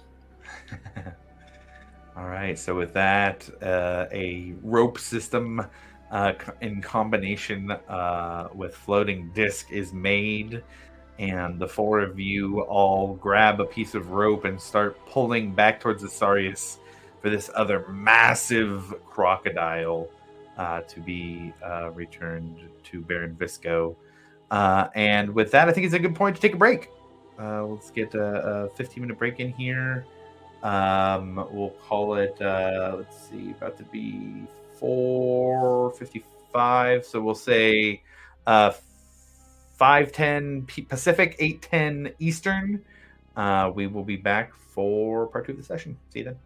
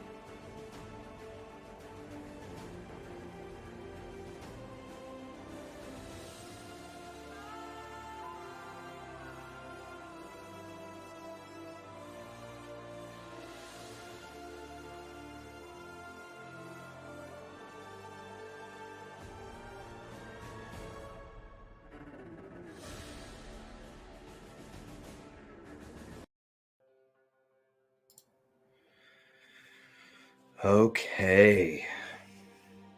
Hello. Hello. So we return to Asarius outside of the city with the group slowly dragging the second carcass of a very, very large crocodile back to Baron Visco. And for the sake of brevity, we'll say that between everybody and the floating disc, that you're able to get into the city and up to Baron Visco. And as the group drags through the Scowl Square this time, and now it's getting to be evening. The sun is starting to set in the sky, and we're getting towards the later part of the day. But there's still people here in the Scowl Square, and rather than bids, as you walk through the square this time, you hear Baron Visco. You hear the name being mentioned as the crocodile is already spoken for, and nobody's even bothering if you're taking him to the Baron. But you're able to get the second crocodile up to Baron Visco next to the other one, and he has kind of maneuvered and moved it in such a way that it's not blocking the whole pathway here, because these are very large dead animals. But as you bring the second one up, he kind of gives an appraising look and a couple nods, and just asks, wow. So then the four of you took these down then? Yep. Really? I mean, in all reality, Little Bit took out the last one, and Little Bit sort of peeks his head out from under the coif, or under my sort of like shoulder pads, and yep, bit him right on the neck, took him out, threw him around. He was crazy. He's a lunatic, I tell you. Yeah, right. The squirrel took out the crocodile. Funny group. Well then, what did everyone decide? Are we making a sale for the first one and then deciding what to do with the second, or are we just doing the butchering? And if you want, well, my 2 cents is maybe we sell one to him and then have him butcher the second in exchange for a portion of the meat and the hide. What do you guys think about that? I mean, I don't know what you guys worked out while we were gone, but I mean, whatever you guys think is fair. I mean, I just want to make sure that, we're able to get the supplies that we need, and any other help that we can offer to the, people here. That's kind of priority. Yeah, well, we told him we couldn't decide until the whole group was here. So we could sell them both, we could butcher them both, or we could split it up. I think I'm going to trust your instincts here, Winnie. I mean, these are your people. And long as we have the money for the supplies that we need, anything else that we get extra going to help the people here is what's most important to me, at least. Yeah, well, I think splitting it half and half is a good compromise. I mean, we can't feed everybody in the Cretes all the time. There's just too many. And we do need to buy some things. So I think if we sell one, that should cover us, at least for now. And if we have him butcher the other in exchange for a portion of the hide or the meat, then we can distribute the rest, or have the rest made into whatever we want. Or yeah, I wanna make sure you get at least what you need for your supplies. So yeah, if the 190 that we had talked about earlier is still good. Well, we talked about 140 now, 150 next week, and we hadn't really discussed prices on the second. But if you wanted to take out the butchering cost from the 140 now. I could give you 110 now and butcher the second one for you. And you can come back for 50 next week. That sounds good. Why does everybody in this town want us to stick around this place? Well, how about this? If we're not here, will you deliver it to my family? I can do that, yeah. And then you can deduct that from my share if we don't get it. If we're not here for it, to the rest of the group, you can deduct that from my share if we're not here to pick it up. How's that? I mean, I'm fine with if we're not here that it goes to your family. Like I said, I mean, so long as we get what we need, and if it goes to help somebody who really needs it, then I mean, your family could really use that. It's nothing for me to give up a little bit of coin to help someone else out. Okay. Plus, I think we're going to have to be here next week because if we don't meet those Umavi, we're going to have a target on our head. So I think we're going to have to be here next week, regardless. So, yeah, I think that sounds.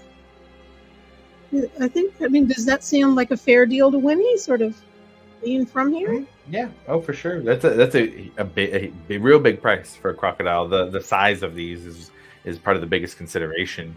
But that's probably more money than the 110 gold pieces is more money than Winnie's seen in a long time. If you exclude the money that the group has had over the last couple of days. That's for sure. I think that's a good way. We'll have one of them butchered and one of them sold. Well, I can do that. And do we want the butchered parts delivered to your family too? What do you guys want to do with that? Or you can pick them up, whatever's easier. How about we just pick them up from your folks and drop right. them off that way? We'll go see them. Okay. And he takes down the directions of how to get to Winnie's family's house. All right, well then, it might take a day or two to get it butchered, but I'll drop off the extra meat and leather. Here's 110 gold pieces now. It's over 110. Okay. And good doing business with you. These look like some real tasty crocs.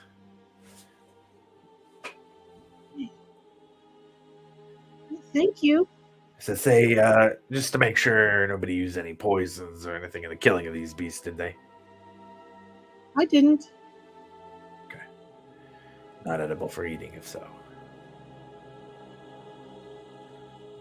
Well, I best get going. I got a few hundred pounds, couple thousand maybe pounds of meat here I got to deal with before getting home to go to sleep. So. Okay. All right. Well, so I guess we'll leave, and when he sort of takes out her ledger, so we got 210 gold pieces today we collected between the eggs and this. And will the guild pay us money for having killed the crocodiles? They had offered 200 gold pieces. So guild will probably pay us for getting rid of the crocodiles plus the year's supply of fish. Which, I mean, like I said, if the moorbounders eat fish, then we can always have the fish sent directly to the ranch where our moorbounders are. Yeah, or even some of the crocodile meat. Yeah. Yeah, I don't know. Does Winnie know what moorbounders eat? Go ahead and roll a nature check. Nature. That is not. Well, it's not that bad. Does 22. know what moorbounders eat? Yeah, you can roll a nature check if you'd like to. 22 will get it though. I mean, Winnie would know with that. If it's meat, they'll probably eat it, and it's probably fine for them to eat. They're definitely carnivores, and growing up in the southern swamps of Jorhas, they've adapted to eat many various types of meat, and so both fish and croc would probably be more than appropriate for a moorbounder to eat. Okay. So yeah, that's a good idea. If we need to provide food for the moorbounders, then that's a good way to do it. all settled. We should go to the guild and see about getting paid, and maybe go sit down and have ourselves a solid meal tonight. Absolutely. I'm guessing crocodile's on the menu. And then I need to swing by the Raven's Quill and look into some studies. So the fishing guild would be more towards the Crete's neighborhood. The Raven's Quill is up in the Northwards here, closer to the Scowl Square, if that's something you wanted to do first. But if you're trying to get those supplies right away, I'd say that would probably be the quickest way to do it. Okay, yeah, I'll pop in and I'll take, so we've got 210 gold, so I'll take 50 of it and hand the rest to whoever's going to be treasurer, probably Acacia. And I'll put that 50 gold with the 50 I already had and buy some paper, some wizardy paper. How much gold were you handing over? Just so that I can keep track. I handed you over 160 gold pieces. Okay, got it added. And that brings Winnie down to 0, so she might be borrowing again. But It's a group fun. And so is all the group traveling together now with Winnie to go get the supplies at this point? Probably the safest to travel in a group. Okay. a quick trip.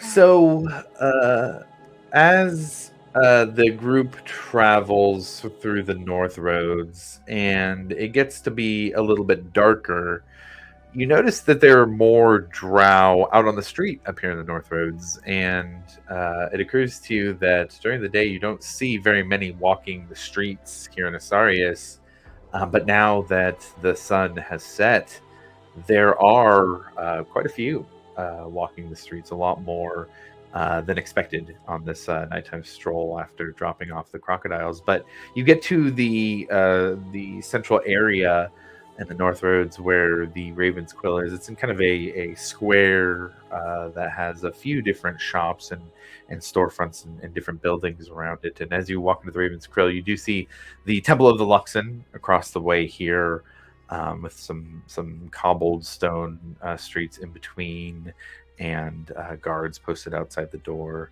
But you see the sign to the Raven's Quill and walk in and see some mostly bookshelves lining the walls of this store here. There are some various other items as well, scholarly items, ink pots and quills and different papers as well. A couple spell scrolls, very basic things. But you see behind the counter is someone who it is a male. It looks like very drow-like features. You kind of get the vibe that they are a half-elf, but it's not just drow features. They also seem to have orcish features.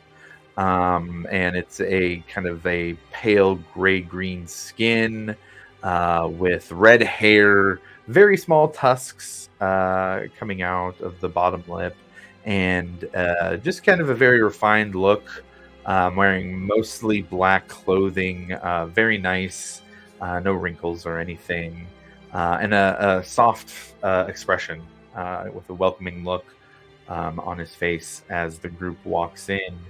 And he, with a smile, says, "Oh, I don't think I've met any of you before. Welcome to the Raven's Quill." Oh, hello. I'm Winnie.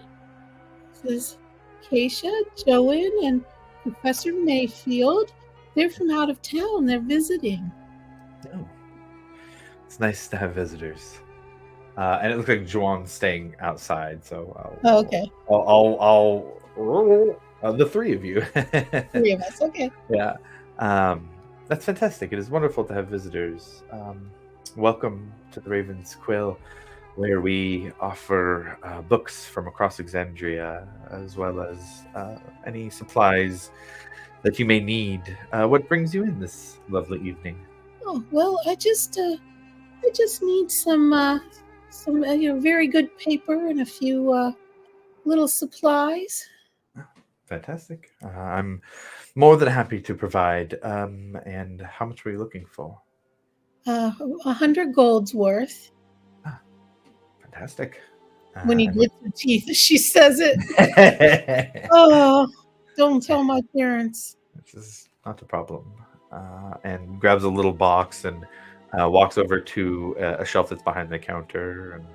And you see that there's kind of a silver edge to the pages. They look thick, and he places them together, kind of puts them in a little bit of an envelope. And for 100 gold pieces worth, it seems like not so much, but it is the quality of the paper that makes this very, very valuable. And he gets it ready very quickly, less than a minute, and has it ready. For you, Winnie. Thank you. She takes out her pouch and she starts counting out the gold pieces one by one, like it's painful. 2, 3, 4, 5, 6.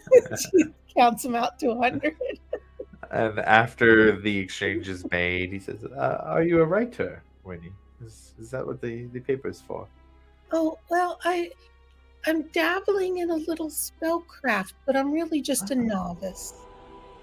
Well, I hope this helps on your path to greatness.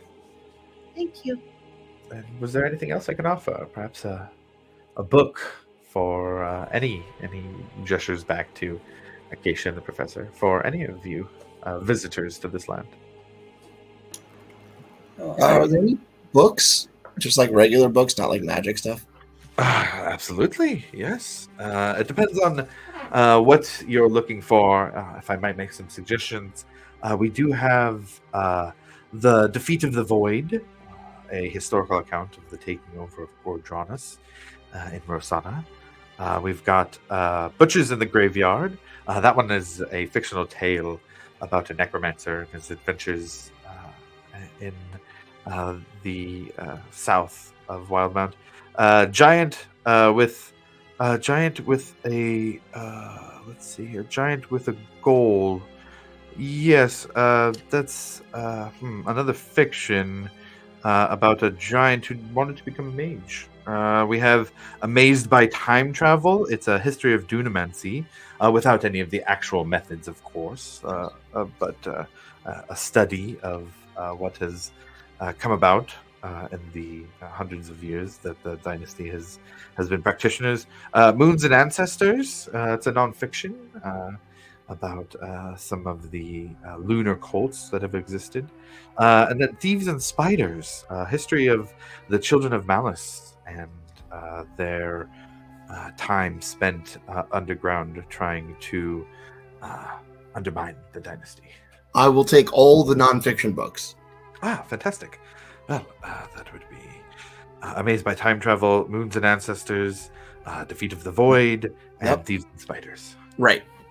Fantastic. The total for those will be 8 gold pieces. All right, hold on. I take out 8 gold pieces, and I hand them over. I get my books.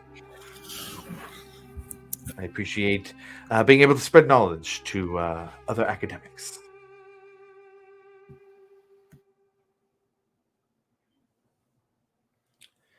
Kind of gives a look to the group. Well, is there anything else that the Raven's Quill can do to serve you this evening?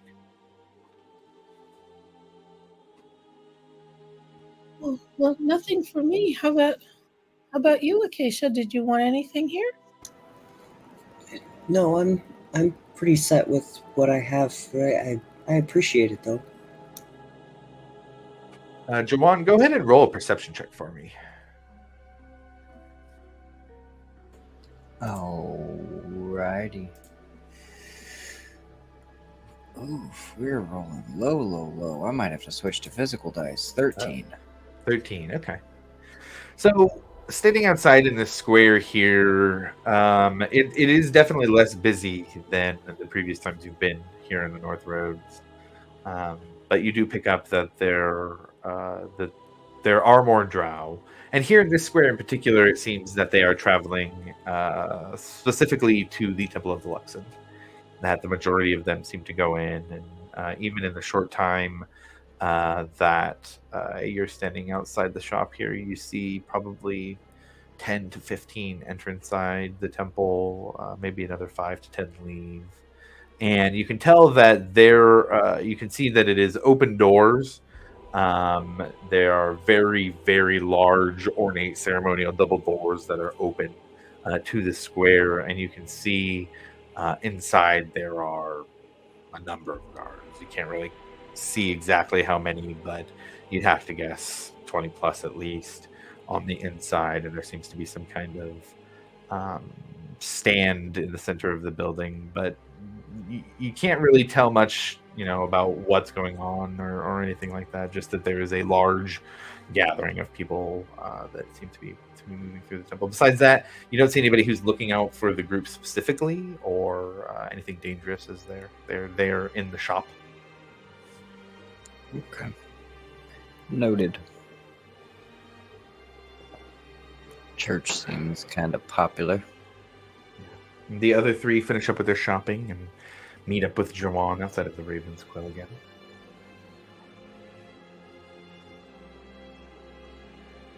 I think it's probably about time we go eat and I guess kick up our feet for the night. Unless you guys have anything else that you wanted to get done. No, I have reading to do. I'm good for a while. I thought we were going to swing by the guild to tell them we killed the crocodile. Yes, I totally forgot about that. That's kind They'll of be important. eager to get back out on the water in the morning. I'm sure they'll be glad. Yeah.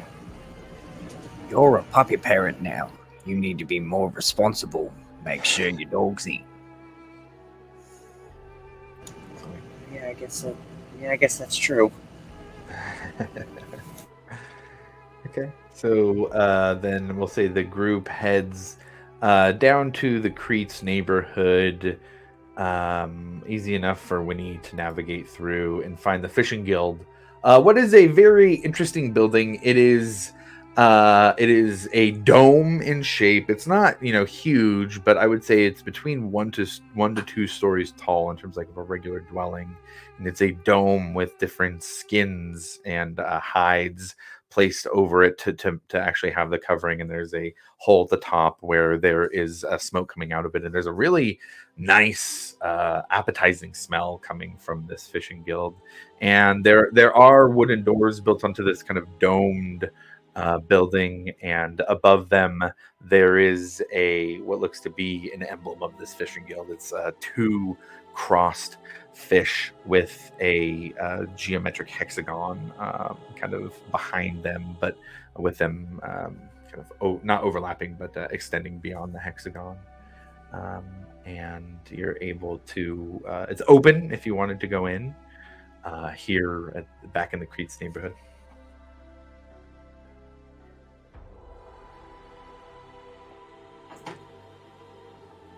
Sort of step inside. Okay.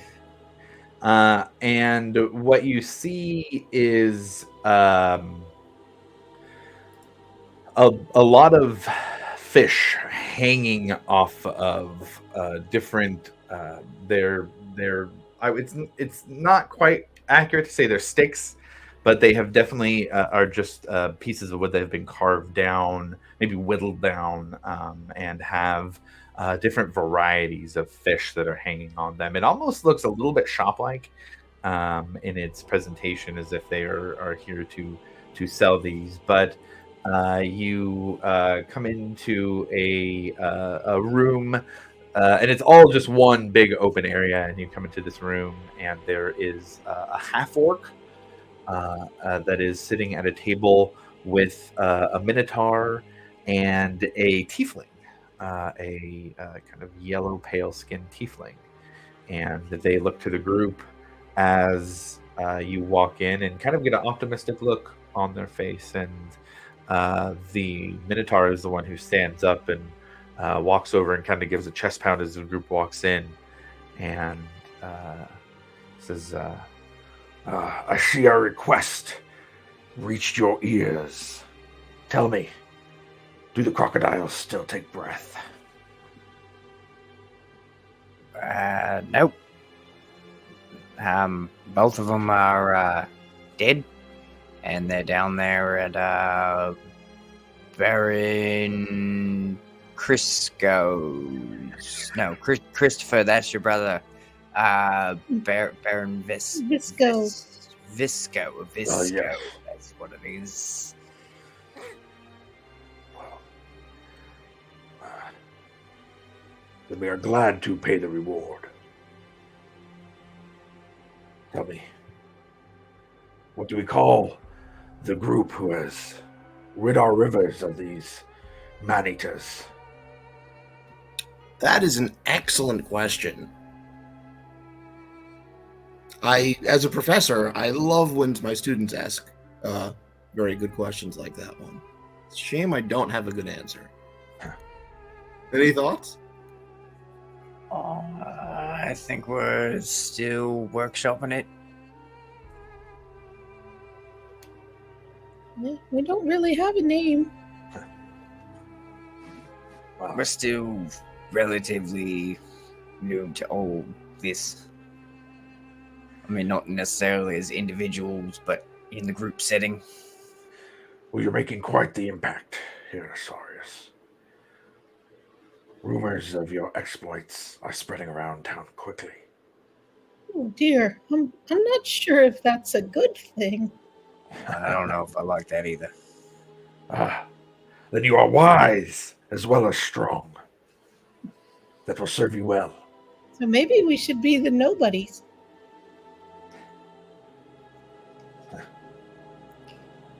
He kind of laughs a little. I like it. Well, He looks over, Nephris, bring me the gold. and the tiefling stands up. And you can see as he gets closer, he's got horns that are almost a little bit wavy and go up to a point. And you can see they almost look more like wood than typical horn as the tiefling gets closer. But he drops off the pouch of gold to the Minotaur, who then hands it over to the group. For you. Oh, thank you so much. Beyond that, this tent is open to you. As promised, for a year you may come in and have any fish that are in this tent for your own. We will make sure to catch enough to feed all of you on top of ourselves.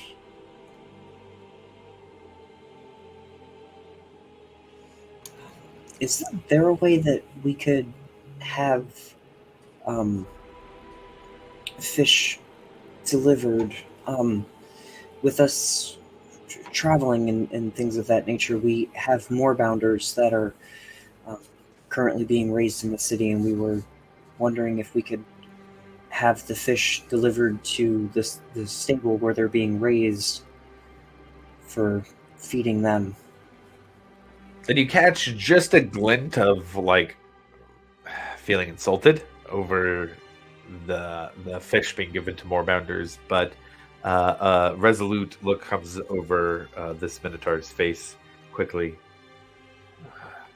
And where do they need to be delivered? We can see that it is done. And I give him the name of the person who's holding on to our moorbounders, because That would be Zorth. Zorn. I was gonna say Zorn. Smiths, yeah. I was gonna say Zorn, but I was like, I think that's not right. But it's they're being kept with Zorth. Zorth, right. That's a fun one. They will be delivered at your request, Greatly appreciate your help. as we do yours. Now, we've got much preparing to do. Fishing begins again tomorrow, bright and early.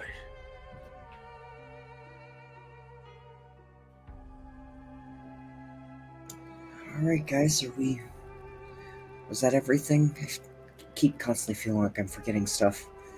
It's been a long day. It's been a long day. I think we should get some supper, and I have some studying to do. Yeah, I can't think of anything else I need to do myself. I mean, the Wise Spiders seem to have some pretty good food. Do we want to go back there? I mean, I'm not opposed to it. Was that the fancy place? Yeah, that was the fancy place that we first stayed all together. Yeah. Oh, well, they're going to charge us an arm and a leg for it, but I guess we're rich. I've never seen so much money. Or, I mean, if you know of a good place here in the Creeks that, we could support some of the smaller businesses here in town instead of giving all the money to the higher-ups. I mean, also probably staying in the Creeks wouldn't be a bad idea. Keeps us a little further away from Verlis. Yeah, I mean, you can always get a meal at the drinking tent. And I'm sure there's some little cook shops, little noodle shop, little cart, something. The thing I like about little parts of town like this is you can usually find some food that's just good for your spirit, you know? It's just, it fills you. Somebody down here can cook. Has to be. Does Winnie know of any place where? Yeah, I would say go ahead and roll a history check with advantage. Advantage. Juan wants to start like sniffing. I know it's probably like fish is the only thing that he can smell in the immediate vicinity. Right. But he's trying to find a place based on smell, like some place that, you just catch from down the street that's like, ooh, where is that at? Okay. 21. 21 for Winnie, and then I'll say roll a perception check for Jawan too. Not nearly as good. 17. 17. Okay, got it. Okay. So, I would say for stuff specifically in the Cretes neighborhood, Winnie would know there's, of course, the drinking tent, which the group has been at already. There is also the Tough Tusk Tavern. It's a little bit more rough and tumble, but there is sanctioned fighting and gambling with cards, dice, other various tavern games that you can play. It kind of sits in between where the Pits meets the Cretes neighborhood, fairly close to the Four Corners Tavern, actually. Besides that, the Scowl Square has a lot of tents and stalls, but that's not the only place in town. There's in particular the ones that Winnie can think of off of the top of her head.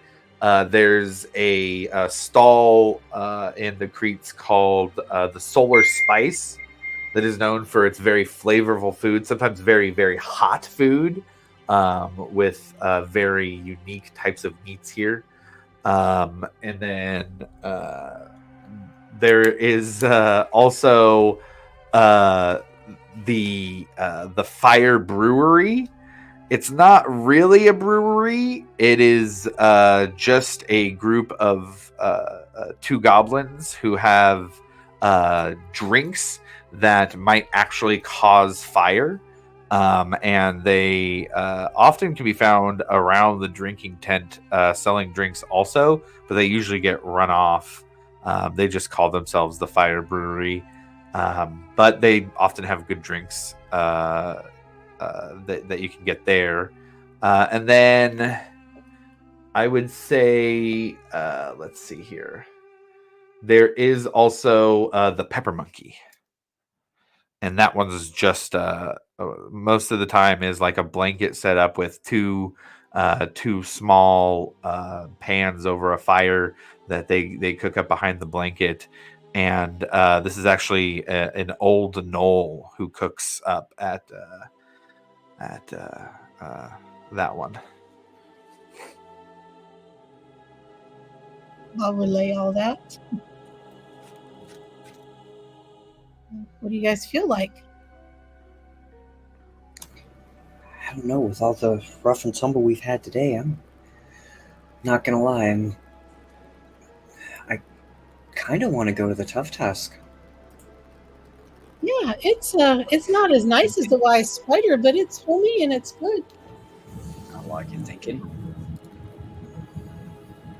And we're probably going to attract a lot less attention there than we would at the wise spider.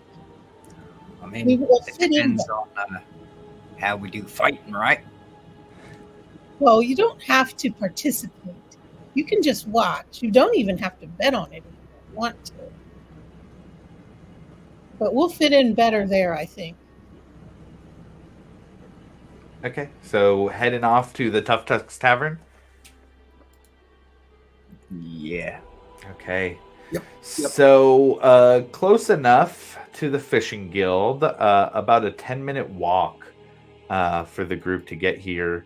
And once you get to the familiar site for Winnie of the Tough Tusk Tavern, the most distinct thing you see is that there are a pair of large tusks that kind of create an arch over the door, and you hear just a raucous bit of yelling and fighting, screaming. You hear things getting run into furniture, plates hitting the ground, and push through the doors into seeing the exact scene that you would expect to create all of that noise. Here there are more orcs than goblins. In the Creeds, you see a lot more goblins typically, but there are some larger orcs that are in here. You do see a couple of a green and blue skinned tiefling that are off on a table on their own. There are some goblins that are some at the tables. It looks like here there is a similar fighting pit to the Four Corners Tavern, except this one is circular and it's kind of has its own spot in the back. And the very interesting thing about what it looks like in here is it looks like tusks have been integrated into the architecture. You've got tusks being used as what looks like not actual supporting weight, but kind of decorative pillars in different spots, or used as a edge of the bar. But it is obvious that they have a theme here. But you do see people playing cards, rolling dice. Some with you catch somebody holding a blade under a table while they've got a hand of cards. But there is a long bar here with stools in front, and it looks like some stairs over in the back that might lead to some rooms. Welcome to the Tough Tusk Tavern. What would you like to do? I'm just gonna find a table and get something cheap because I'm saving for the grandkids and start reading. Okay, got it. I need a drink. Okay. Acacia, how are you feeling? Can you give me a little pick me up?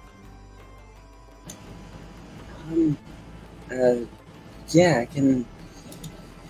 All right, let's see what I can do. And I'm going to cast. As she's getting ready to cast, she stops and. All right, what kind of pick me up do we need? Like, do you want like healing, or do you want like the, strength boost or something similar like I did before? Like, I mean, I've definitely felt better, so a bit of healing probably wouldn't hurt. I could probably hold my own in a fight. Just want to make sure I can take all the punches I could take. Like I said, been a bit of a rough on day, but gosh, I can't be in a place like this. People throwing fists and not good joining myself. I mean, it's the closest thing to being in nature. Just primal. Yeah. I can do that. And I'm going to reach out and cast Cure Wounds. And I rolled and got Snake Eyes. So second level Cure Wounds. You get 6 points of healing. You're my favorite human being. Some rough rolls tonight. Okay. Well, are you sure that's all you got? No worries.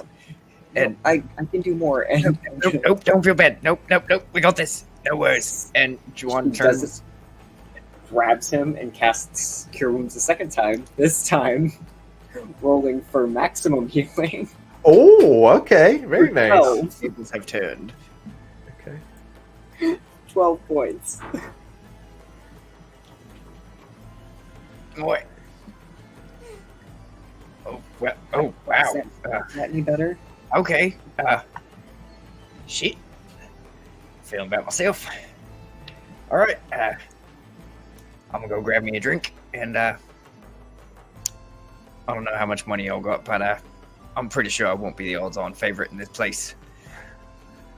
And Juwan heads to go find a drink, probably a ale or something that he can just chug, throw down. Actually, no.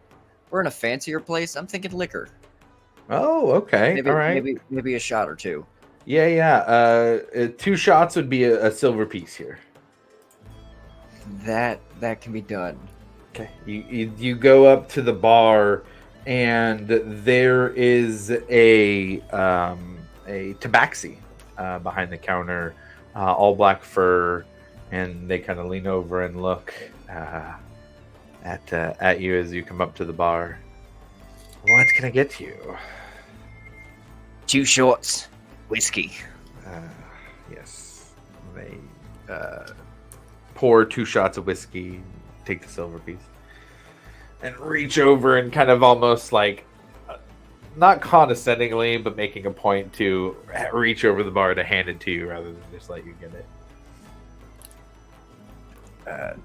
Takes the shots, hits both of them, and then rubs the ring and jumps vertically, and just kind of like as he lands on top of the bar, he just sort of squats down and sets both the glasses down, pats the barkeeper on the head, says, "Appreciate ya," and then hops down and starts to make his way towards the fighting circle. Okay. As you say appreciate you, you notice like there was a reach for the side, like not knowing what you were doing there. But with that, they kind of have a look on their face, just like, and watch you as you move towards the fighting circle. Professor, what book were you working on reading first? The order in which you presented them at the shop. The order which I presented them at the shop, which I believe was Defeat of the Void first. Yes. That one had the Taking over coolest title. Lord Dranus. Yeah, got it. So go ahead and just roll an investigation check for your time here in the tavern reading this book. Nope. I rolled a 1 + 3 is 4. 4? Oh man, it's so tough because it's just it's so raucous around here. You know, there's so much going on. It's hard to concentrate. Yeah, on second thought, it's too loud in here. It's too distracting. I'm gonna read later, and we'll just I'll put that away. And is there somewhere I can dance? Is there music? There's music going on. Yeah, definitely. You see that there is a odd hodgepodge band of a kobold, a goblin, and a gnoll that are playing some music. There doesn't seem to be anybody dancing, but you could certainly dance. Okay, somewhere. I'm gonna there's dance. open space to dance. I'm gonna dance. Okay, got it. Give me just a general performance check. See how that goes. 10. A 10. Okay. Which I guess is okay. It's okay. Yeah, you just kind of awkwardly 30 years dancing ago, around. my dancing was so much better. You'd be floored. And as you're dancing, were you staying close to the table or? No, I'm gonna go near the band. Okay, so over in front of the band, you're spending a little bit of time dancing, and you see from a table about 10 feet away an orc with just a really mean mug look on his face. And he gets up and he kind of stumbles a little as he walks over. gets close to you as you're dancing and gives you a push on the shoulder. Hey, you. Pale skin, huh? You from across the mountain range? DM, am I from across the mountain? Yeah, you are. Yeah, from the I say, why, yes, friend. I certainly am. You Empire scum. My brother was killed in the war. Oh. Well, I understand your anger. The war was pointless and horrible. And he grabs your shoulder and doesn't let go this time. Maybe I should take it out of your hide, huh? Kill one more human, just honor his memory. And his grip on your shoulder squeezes tightly. I am going to. Can I see this from where I'm at? Yeah, I'd say that the rest of the group can see it. Probably a little bit of a distance away since he was going towards the band, but no more than 20, 30 feet. Juwan starts pacing that way. No, I put out a hand to stop you if I see you. I don't need any of this. Do you want to talk about your brother? Will it make you feel better to tell me about him? Roll a persuasion check. Yeah. Roll with advantage. Because you okay? Yeah. I'm actually pretty persuasive. 22. 22. And if that's not enough, I have my psychic thing lets me roll a little thing if I fail. Okay. So. I would say 22. You see that he kind of does a little of that drunk wobble a bit, and his bottom lip just starts to actually like whimper a little. I just miss it. And he gets some looks from some people, but you see this orc just start to cry here in the middle of the bar, and the tight squeeze loosens up on your shoulder. I'm gonna put my arm around his shoulder and say, "Come on, buddy. Why don't you tell me about him?" I will. His name was Durham. And he goes and tells you about his brother and that they grew up together and were very close. They fought in the war together, but were stationed at different places. And he was killed in the middle of the war when the brother wasn't able to have any contact with him, and he regrets not being able to have more time or find out how he died. He just got word that he died, but doesn't know what happened. Because I am a historian, do I know anything about what might have happened to his brother based on what he's telling me? I would say not specifically, no, because he doesn't have a ton of information himself. So there's a lot of things you would know about what happened during the war and where different battles might have been fought, but he doesn't have enough information himself, and it almost seems like he's been given a very small amount of information. Well, I'm mostly going to do the listening, and while I'm there, I'll buy him a drink, but something cheap because I do have grandkids. For sure, two copper for a drink for him. Yeah, got it. And I'm just gonna let him do the talking. And everybody sees this very odd sight of this orc who goes up to threaten the professor, and as the group moves towards him, the professor kind of has the stand down motion, and the orc breaks down crying in the professor's arms as they walk to a table to begin talking. What's your name, friend? Jarala.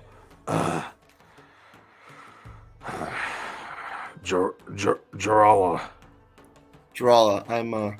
I'm Morgan. I'm actually a historian myself. Some of the work I've done is in studying the war. So I just want you to know that I'm hoping that we can find peace as, the peoples. And I've lost a brother myself before, so I know how hard that is. It is. I'm sorry. My anger is. You didn't kill my brother, but the anger is still visceral. it's still real. Maybe peace will lead to less deaths. Yeah. Well, hey, if you need to get some anger off, you can always try the fighting pits. You've got the build for it. You can make decent money. And he kind of gives a look of disappointment here. He goes, "I'm banned from the damn fighting pits." I passed out before the fight too many times. Yeah. Let me tell you, in my younger years, I could take like 30, 40 years ago. I'm not so hot now, but 30, 40 years ago, I could take like 2 or 3 other dudes in the fighting pits. Easy. Good joke. Good joke. I smile. Okay. Jawan was heading towards the fighting pit, I think, when he was moved back towards the professor for a moment. Was that continuing to happen? Yeah, he sort of makes it back over to that spot and to kind of like break everyone's attention back to it. It's just like, well, shit, I was looking for a fight. Who's up for it? And just on the outside of the circle, there's one person who is kind of pulling out somebody who had been knocked out in the ring. And as they're doing so, and this person is a hobgoblin with the typical redder hair, pulling him out. You looking for weapons or no weapons? I mean, it depends on how hurt somebody's trying to get. How are you trying to get? Heh. Best of luck to you. And he pulls the passed out person out the rest of the way of the fighting pit and calls out, We got a weapons fight! Any takers? What's your ante? I mean, I got 10 gold on me right now. 10 gold fight! And as he says 10 gold, you hear a bunch of chairs scooting back, and you see 3 or 4 orcs standing up from the tables, moving over towards this circular fighting pit at this point.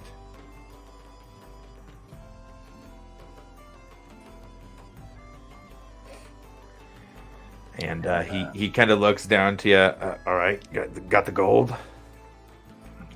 Pull out 10 Throw- gold. Throw it down there in the center, and anybody who wants to join will join in.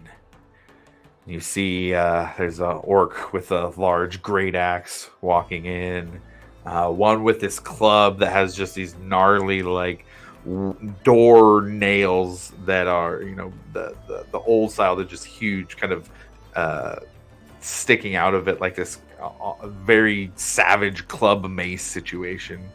And then one moving forward with just a big spear, just like a large spear and shield, as they all have various hide or leather armors and move forward. And the 3 of them toss in 10 gold each and look at you and then look at each other and give a little bit of a chuckle. Acacia's gonna step in and toss 10 gold in. Okay, all and right. Stand next to Jawan. Okay, got it. Winnie's gonna sidle up on the outside rail. And Acacia's in the ring? She is. She's in the ring standing next to Jawan. She's like, well, Acacia, can I hold the money? Yeah, I mean, Acacia's like bag sitting, and she sort of like does like a side eye thing next to you, like near the table, and you see where like the Acacia's like pack and everything is like sitting like 2 feet from your feet. All right. So Winnie picks up the pack, obviously not leaving it, and takes out a gold piece and buys the biggest bucket of popcorn they can get. Okay, got it. It's this weird, because corn's a thing, right? So there's this. It's like popped corn, but it's also mixed with like pieces of jerky and some kind of weird, like sweet, slimy liquid that is mixed in. It's pretty good if you don't think about what you might be eating. Yeah, she's just gonna stand on the rail and she's holding everybody's purse, just And with that, Acacia and Jawan in the ring look to the other three orcs, and they look to the hobgoblin who had pulled the probably unconscious, hopefully unconscious body out of the ring, and says, "All right, here we go. Everybody get ready." I'm going to look to Jawan, give him a wink, and use my last emboldening bond on each of us. Okay, got it. So it's this is only a single D4 because I don't have the bracers usable. That's fine. A D4 is helpful. All It's right. really So the hobgoblin reaches up to a bell. Ding, ding, ding, ding, ding, ding, ding. We gotta fight. Bet's starting now. And you start seeing a crowd gather around, and money starts changing hands, and you hear out calls. Oh, we got the orcs at 4-1 odds on and they're going through and passing the bets as the 5 in the center ring here get ready to face off. And I'm gonna need an initiative. Yeah, let's roll an initiative. By the way, initiative is considered an ability check, so you get to add a D4 to it. Oh, they're about to be in trouble. That's a 24 for Juwan. Ooh, very nice. Okay, let me get this set up here. Dirty 20 for Acacia. Oh, Good nice. time for me to roll high. Let's go. Okay.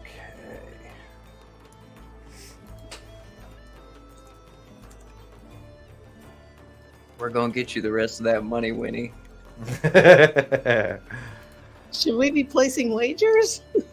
It's 4-1 odds. I mean, Okay. that's here we pretty go. tempting. I'll put. Oh gosh, don't tell my parents. I'm gonna put 10. Oh bother! I'm gonna put 10 gold on our team. And I'll get 10. Will get you 40, right? Yeah. Yep, that's how. Yeah, that's how to work out. Okay, I'm gonna put 10 gold on. Okay.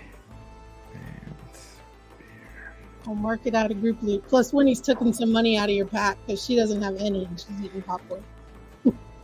Whatever you Okay. take, just pop it in the chat and I'll remove it from the group loot.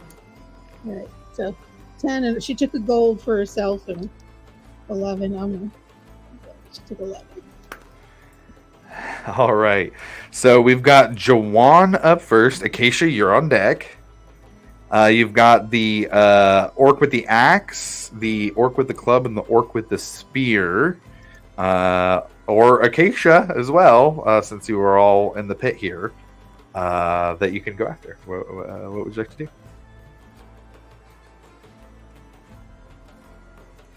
All right. If Juwan's up first, he charges into whoever's in the center of the group, like he's going to hit them, and then takes both of his swords. And are all three of them, if he gets to the one in the center, is he in range of all three? I would say there's a little bit of split up since it's a circle. Everybody's kind of split up about 10 feet apart in a circle. That's the arrangement where everybody's at. So if you were to go to the one in the center of the three, kind of in the arrangement, you'd be going after the one with the spear. Okay, we'll go to the dude with the spear, and he'll just take both of his short swords and stick them down towards his feet. Okay. Yeah, go ahead and roll an attack. I'm not trying to as he Not trying to kill braces. nobody, but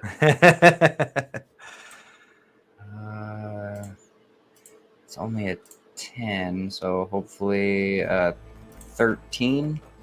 A 13 is exactly what you needed. You stab down, and he brings a spear down to try and block it, but you're able to use the other one to get down and get that hit in. Yeah, go ahead and roll some damage. All right. And as an other, my fleas are going to jump up off of my shoulders and attack him as well. Ooh, very nice. So yeah, go ahead and roll some damage on that. D6. So that's 9 for that, plus the D6 for the fleas. Oof, and that's only 1. So 10 total for the 10 first total. attack. Okay, got it. And the second is a 25. Oh yeah, definitely hits. This time, I'm going to mark them as my favored foe Okay. and do an additional D4 of damage Nice. for the next minute when I hit them. Okay. So that is... Ooh, we got to re-roll that. So re-rolling that with the piercer feat, not much better. 7 plus the D4... 3 for another 10 points, so that's Another 20 10. points. So that's 20 total. 20 Nice. total. So, man, you're able to go down, use the swords on the attack on the feet, slice up the legs, and as you're slicing, the fleas jump off, and he is completely not watching for that at all, and it hits him hard enough to knock him out in that one turn. And as he boom, falls and hits the ground, the crowd erupts. Whoa! Oh, bets start changing, odds start changing. The original bets will still stand, but now they're dropping the 4-1 odds. So anybody who hasn't placed one now will not get that. And after seeing Jawan do that, they're putting 2-1 odds against the orcs.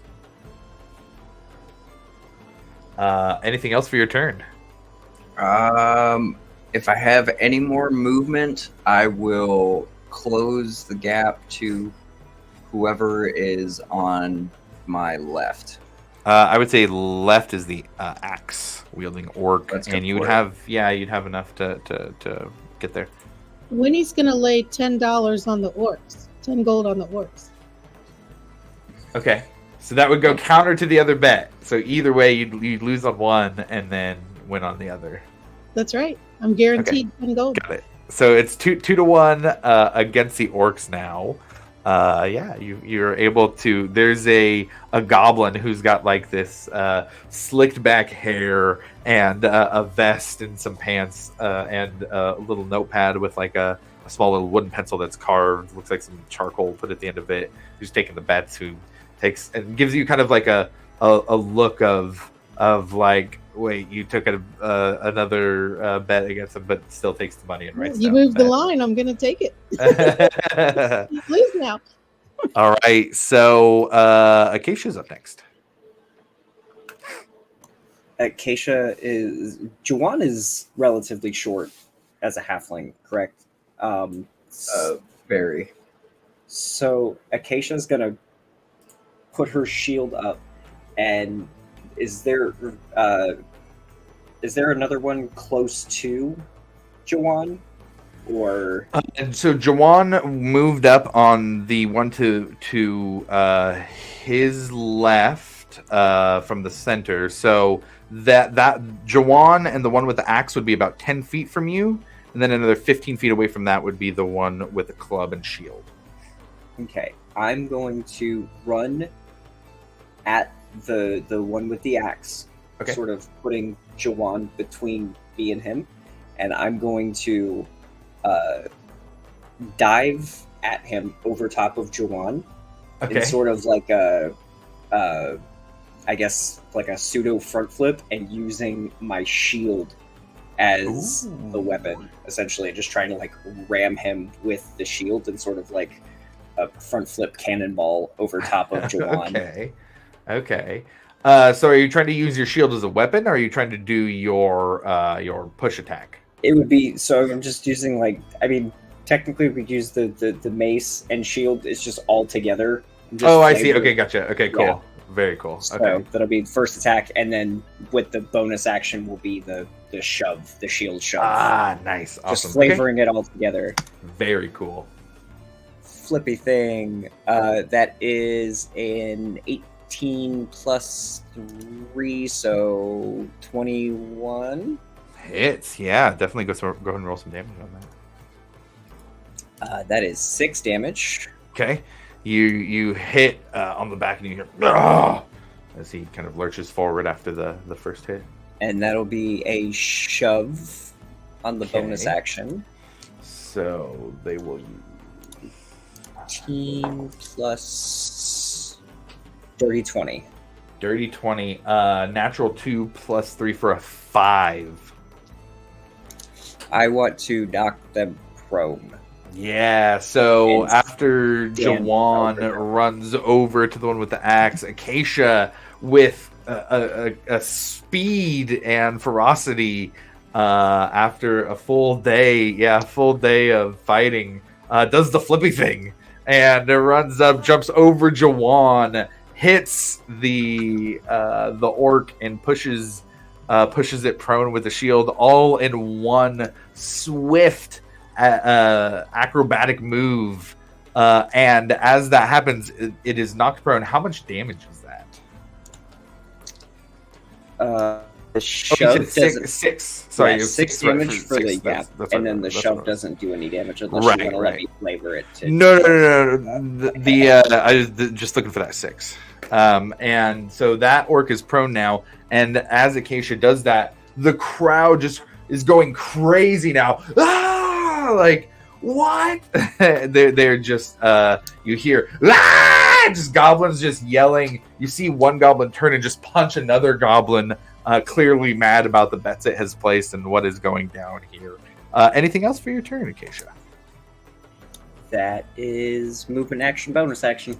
Okay, got it. So the orc with the axe is next. It's going to stand up and is going to turn around, and it is going to go for Jawan, who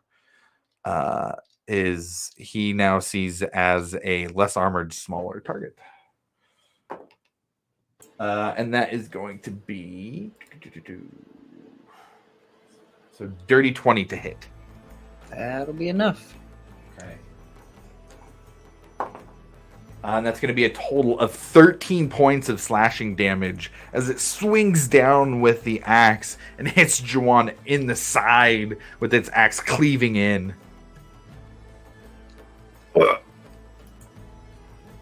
That is going to be its turn as it pulls it out and braces. The one with the club is going to come up from the other side and move around to Acacia with its shield and club. It is going to make an attack as well. And that one is a 14 to hit. Does not hit. As you now, on the other side of the orc with the axe, bring up your large tower shield, and the clanging of the club against the shield rings out in the tavern, almost as if to excite the crowd even more. We are back to Jawan. Oh, you fuck that hurt! And he turns and slashes, and takes both of his swords and slashes twice at the individual with the axe that The just axe. Okay. buried that. Go ahead and roll an attack, or some attacks. Yes, he's gonna roll a couple. Ha! And let's go 17. Yeah, that hits. Go ahead and roll some damage. All right, we're gonna do 8 plus the fleas. 12 points of piercing damage. 12. That's enough that you almost use the same move as you did on the first one. After you recover from the axe hit yourself, you turn around, slice on the legs, and the fleas jump off and boom, knock it out unconscious on the ground. And spin and sort of carry the momentum and slide between Acacia's legs as I take another stab at the kneecaps of the clubbed individual. Okay, go ahead and roll an attack. Mark him as my foe. Is a 17 to hit. Yeah, that definitely beats the hide armor that they're wearing. Right, 8 plus the D4 plus another. That'll be another 12 points of damage. Another 12 points. They bring their shield down to try and block, but you're able to definitely move past using the other sword to make the cuts. And they fall to their knee, having taken that hit. They're looking really hurt. All right, and then I'll just sort of roll out of the space between him and Acacia so that I'm not ending there. And that is it. Okay, Acacia, you're up next. You still have one within. Do we have another one with melee? You got the club. Yep, exactly. You got the club orc with the shield, who Jawan just hit, who is within melee. Whack. Boom. 16. 16 hits. Yeah, it's a little bit higher AC with the shield, but you're still able to get past that and land a hit. This one's gonna knock him upside the head. Another 6 damage. And with that, you and it almost slow motion falls into the sand, and you hear now the crowd as there is payouts starting to happen, and the crowd looks to Jawan and Acacia. Fight. We got 3-1 on the little one, 3-1 on the little one, as they start calling out odds for Jawan and Acacia and who will win.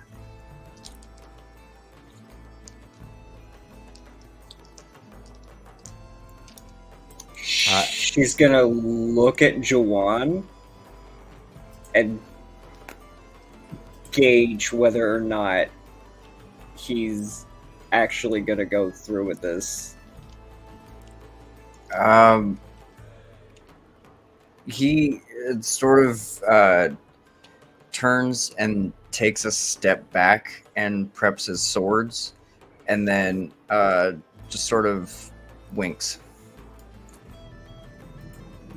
And Acacia's gonna look and say, 100 gold on me, and flip the tower shield up using the shove action to try and knock him back, or knock him prone. Okay, let's get a contested check here. Either athletics or acrobatics for Jawan, and I think athletics for Acacia. Does I get 19. Does I get whacked? It's shit. You misread the wink. Okay, got it. That would be 19, 21. 21. So Jawan is able to see that coming and braces, pushing against the shield, and the crowd is raucous now. Sitting next to the professor, the orc he was speaking with has now gotten up off of the table, and Drala, and is now up right around, and everybody in the tavern now is around the fighting ring, watching what is happening as the two of you continue to fight. Jawan, it is your turn next. Okay. Let's see.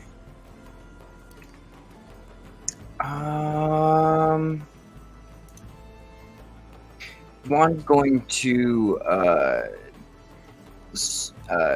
take his swords and instead of using like the piercing ends of them, like take the flats of the blades and like try to sort of like smack Acacia with them. Okay. We'll say bludgeoning instead of piercing damage. Go ahead and roll some attacks.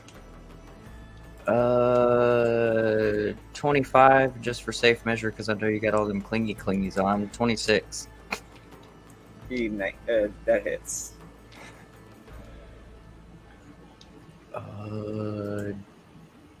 10 points of bludgeoning, and I need you to make a strength save.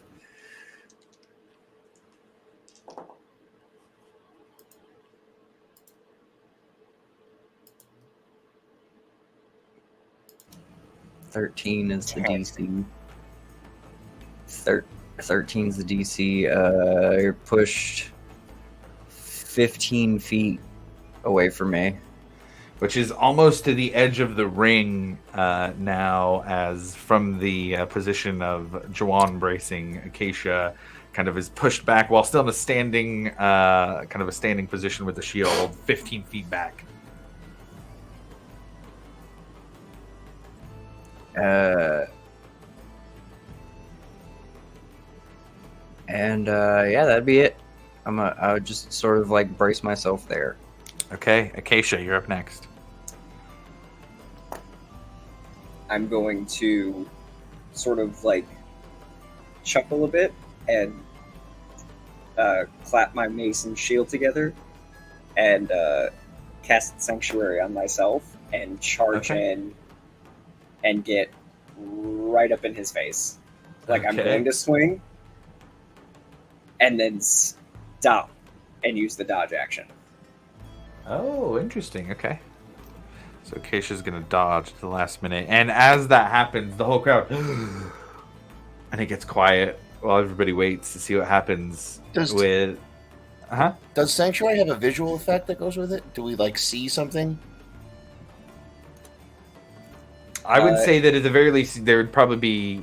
you'd probably see the castings, depending on if it's verbal, somatic, or material. It's verbal, somatic, and material, but the material is taken care of by the her crest. Yeah. Like crest. Right. So, I mean, the verbal and somatic is probably something she would have said, like, to herself, and with the hitting of the shield and the mace together to sort of muffle the actual verbal component. So that way, Jawan would not know what she was casting. Oh, okay. So if you're trying to keep it secret, give me a sleight of hand check to keep the hand movements secret as you're casting. Advantage with the extra sound. Well, because there's hand movements also, that's kind of the problem too. 16. 16, still pretty good. What's your passive perception, Joel? Unfortunately, a 17. 17. So Joanne is gonna see that. Professor, what's your passive? Not a 16. Not Unless 16. it is. You wouldn't be Oh, able it's to 13. tell. Yeah, you wouldn't be able to tell, unfortunately.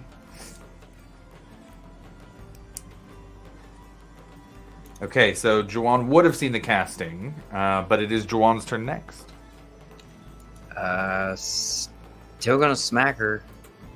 Really not supposed to hit girls, but she came back up. That's a natural 20. Oh. Okay. Yeah, go ahead and roll some damage. So Winnie's gonna cough in her popcorn. Oh. Am I getting bothered? Am I getting bothered? She's gonna use her chronal shift. Oh, it's an ability. See, if you're gonna do a spell, I was gonna you're gonna have to do something too to see if everybody sees, but a chronal shift is a little different. A little different. Winnie just, vibrates a little, and Jawan gets bothered out of what would have been a big hit. Yeah, she's like, she saw Acacia bet 100 gold. She's like, we can't. How about a 22? Yeah, AC's 19. Okay. It's not a natural 20. So I had the dodge going, and you have to pass a wisdom save in order to even be able to. Oh yeah, attack with me. Sanctuary, yeah. So wisdom save first, and then that would be. And a 22 is the lowest. Okay, so the wisdom save's a 12. Not high enough. Wisdom DC's 15. I stopped short. Okay, as the second time that happens in this fight, the taverns are, what? The Beth? And you hear whispers, what's going on? Why aren't they hitting each other? As the crowd grows quiet, waiting to see what happens next. Anything else for Juwan?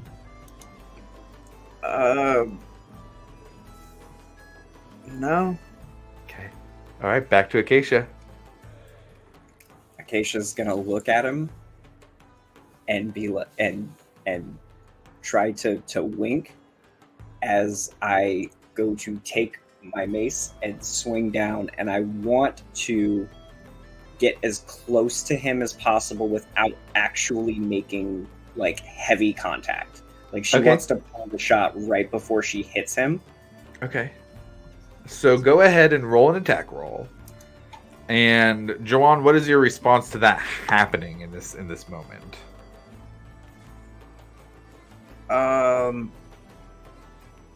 Seeing as she's finally responded with a wink, like his intention was to try and fix the fight from the beginning. Okay. Right. So right. he's probably going to take the fall.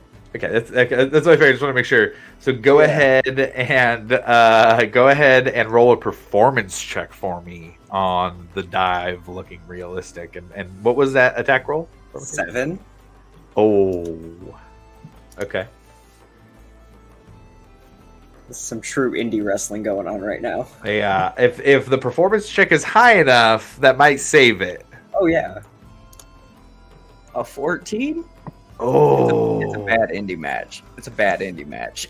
So and you know, there's a lot of stuff going on, and so what I was gonna do is have it be a combined total, and with both rolls, the threshold is gonna be 25, and so with a 14 and a 7, you do fall short, and so the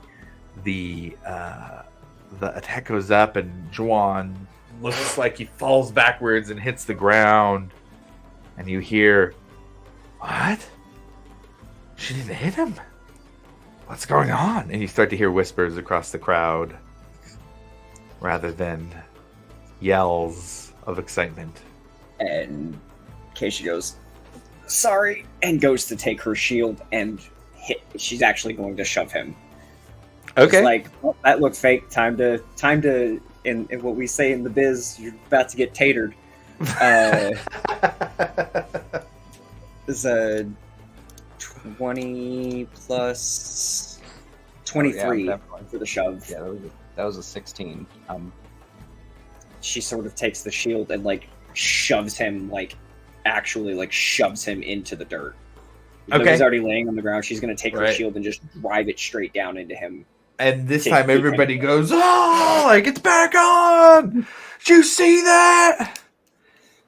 That is going to drop my sanctuary for the aggressive attack. Okay, got it. Okay, so Juwan, you are prone, being pushed into the dirt by Acacia's shield on the ground here. What are you doing? Shh, go to sleep. I'm going to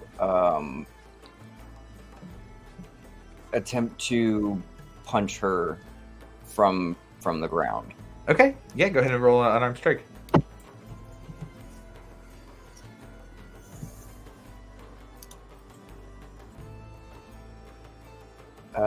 15. His arms are too short to get around my shield. You try, and the tower shield just doesn't give you the reach. I had swing with the other hand. A dirty 20. That'll hit. Okay. So I throw a leg up and I kick you in the shin for 3 points. And man, it really smarts. No blood on that hit though. Just thrash. Okay. With that, the crowd is back to being excited. Acacia, it is back to you. You've got Jawan pinned here. Everybody is now a little bit suspicious, but back at it. What are you doing here? Rolling to hit him with advantage. 'Cause he's still With prone. advantage. Yeah, exactly. Is at a 19 plus. It'd be a 19 plus, which I'm pretty sure the 19 already beats AC. Oh yeah, 17's your number to beat. For 4 damage. All right. And Now, Jawan, are you attempting on this hit to take the dive again? Yeah. Okay, so go ahead and roll a performance check. she's making contact with this one. Laying out flat. Right, exactly. So the DC is going to be 12 since this one actually hits. Oh, that's a 19. Yeah, so this time the hit happens and Just pick the Jawan... shield up for the shove again and sees him Yeah. just laid out. Believable And- enough that she thinks she actually knocked him out. Right, and the crowd just goes wild. You see more punches being thrown in the crowd for people who lost bets. You see money that's passing hands. The greasy goblin who had been taking bets has a look on its face of just like ready to grab for a knife and start stabbing somebody. He's so mad.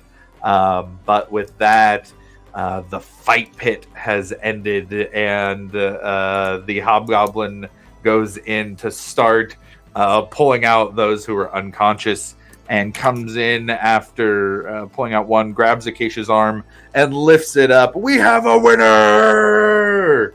And kind of, what's your name? Acacia. Acacia is the champion! And everybody, Acacia! Woo! Acacia! Acacia! Acacia! I'm gonna reach down and cast Cure Wounds because I'm pretty a 19 would have beaten any of like my passives. So I'd be like, oh no, cast Cure Wounds to bring Jawan back. Juwan, you feel a invigorating magic start to heal you. Sorry. Yeah, I was trying to take the fall early, but it works. How much we make? I don't know. I don't know what the odds were. The odds were actually pretty good. And so, yeah, what was that, Winnie? I think she won $300, I think so. and I won a total of 20. Yes, you won 40, lost 20, so you netted a total of 20. And yeah, the hobgoblin comes over to because that's from the betting. The greasy goblin comes over to Acacia, and with a angry look, just hands out a big bag of gold. Get a Do we peek at make it any- and see how much is in there. Like It looks like it's the right amount. Yeah, probably about 300 gold pieces. oh wow. Do we make any from our original bets for the start of the fight? Yes, Juwan, and that it was goes what. in? Yeah, that was what was. Or wait, so Winnie had bet originally that Winnie you had would win. individually bet 10, and then Right, Jawan and so she and won Acacia each put in 10 to be in the fight for our Right. enemy. So then, Acacia, you can add back in an extra 50 for the pot for beating everybody else. So really 350 on that for Acacia. And then Winnie won 40 and lost 20. So there's 20 total.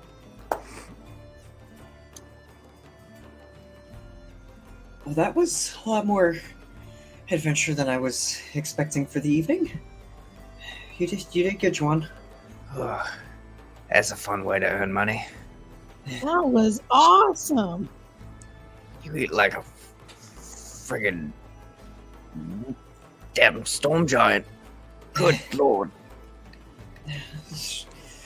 I'm usually not one for violence, but I don't know. The last couple days, it's been an Fun. interesting feeling. I guess. Yeah, I guess fun is an interesting way of saying it.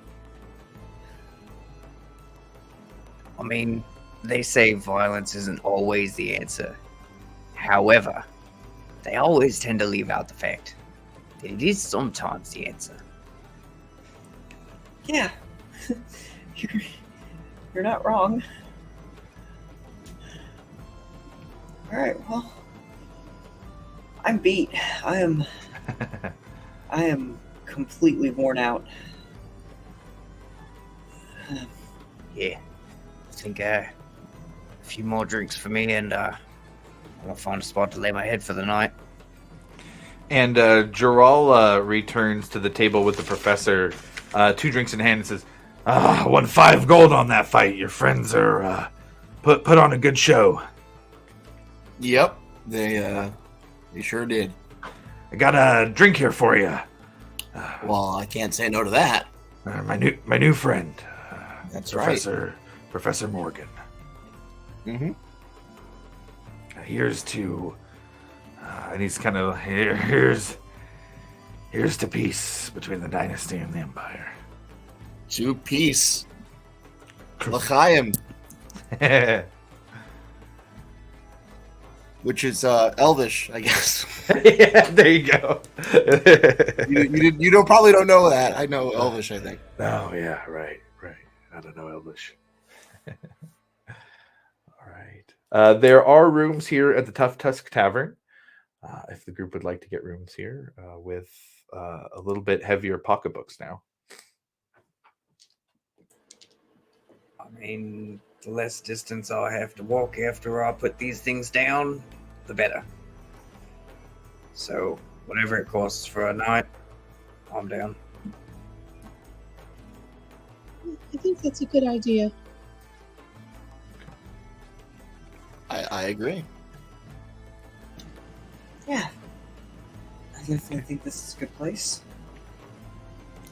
So you go talk to the tabaxi bartender, and they say, Just follow the stairs up to the right. It is 5 silver pieces for night per room.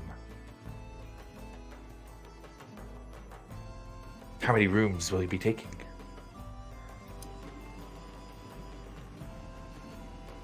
I don't mind sharing, but I'm going to be up rather late studying. If you don't mind the light, I don't think they'll be too noisy. I mean, I close my eyes. It's dark. It's a pretty simple fix. Keisha's kind of quiet and goes, realistically, us staying together, especially with the amount of coin we just won, is probably not a bad idea. That's true. Maybe we don't want to stay here. Well, I also plan to stay up reading, so for what that's worth.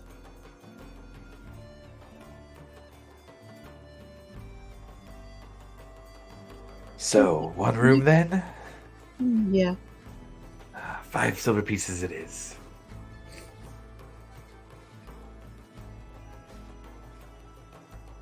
Acacia's gonna. Acacia will hand it over because Acacia's got the big pot, so I'll pay for it. Thank you. No keys necessary. Just follow the stairs. It'll be the room number 3. Thank you. The group heads up, and it is a very modest second floor. It's more, the walls aren't, like really fully built up, wooden walls. It's almost more tent-like up here. And there is a bed, at least in the room, and a small side table with like a bowl of water on the side table and a little towel next to it. More of a rag than a towel, but it's something at least. There's a little bit of fanfare. But there's enough room for everybody to spread out across the ground, do some reading, do some studying, and rest for the evening here after the fights in the Tough Tusk Tavern, if that's what you'd all like to do. Yeah, Winnie's going to ask Owl to keep a patrol along with whatever watch, but Owl doesn't, I assume, doesn't need to sleep overnight. So Right, yeah, familiar with. Okay. Ask Owl to monitor the hallway and the windows and Okay. everywhere and alert her and everybody else if anything is around. Go ahead and roll a perception check for me for Owl, just to represent the time that's happening. For Owl. Ooh. Okay. Perception. 22. 22, very nice. Okay, got it. Okay, so Owl heads off and starts doing some loops. Question for the professor: what book would you be reading next? No, I put down the book because it was loud and I rolled a natural one. So I'm going to start with the Void one again. So going with the Void again. Okay, got it. Yeah. So with a little bit quieter space, go ahead and roll another investigation check into that one. Sure. This one will definitely be better. Natural 20. Nice. Oh, the dice tell a great story. Yeah. So you start reading about Gordranus, the defeat of the Void, and the taking over of Gordranus, and it sets it up by talking about the schism in the era of the founding. As Asmodeus was being banished, he made a threat to gather the shadows to himself. The dragons who heard this treated the threat with trepidation, and it was still known as a historical detail on the eve of the calamity. And it describes the calamity as this huge, calamitous event where there was a war that was fought between the prime deities against the betrayer gods. And that upon return to the material plane, the betrayer gods created Gordranus. And it was there's quite a bit of history around the betrayer gods and how they were released by Vespin Chloris, and how Asmodeus arrived in the city while his minions tried to use Avalier to release the primordials and create destruction across all of Exandria, banding together with other betrayer gods to assault Vasselheim. But the city ended up being where many of the final battles of the calamity took place. And by the end of the divergence, it was nearly in ruins, which allowed for the early drow, the early followers of the Luxon, to come in and clear Gordranus of the final creatures that were taking over Gordranus, that were still there, left as remnants of the calamity and the destructive event that really shaped the world that you all live in. And over time, Gordranus was turned into Rosohna, which became the capital of the Kreen dynasty, where all of you are now at. Good stuff. How is the scholarship of the book? Is it like rigorously cited, or is it kind of loose? No, it is pretty rigorously cited.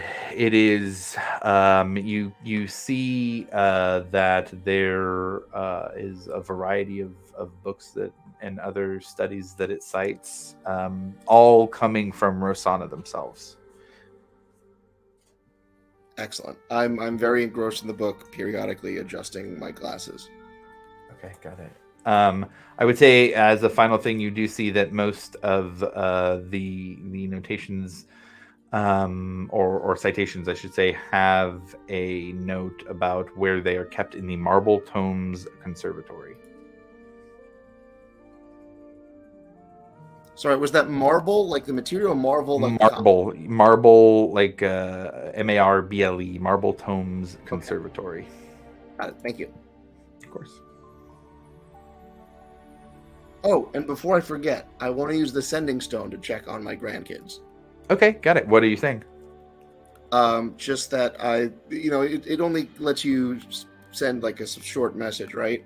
25 words. To my brother, who's looking after them right now, just a lot. And I just say to tell them that I miss them and love them very much. That's it. Okay. After just a few seconds back, you hear, "I will pass on the message. Please be safe, brother. We miss and love you too."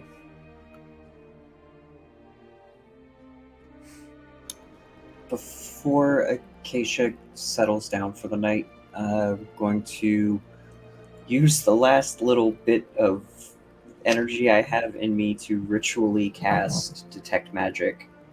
Okay. Just to make sure that the magic present in this room is the magic that I am aware of. Okay. What does that ritual look like as you set it up? It's like prayer. Okay. It's very, like knelt up to one of the beds, holding on to her symbol and sort of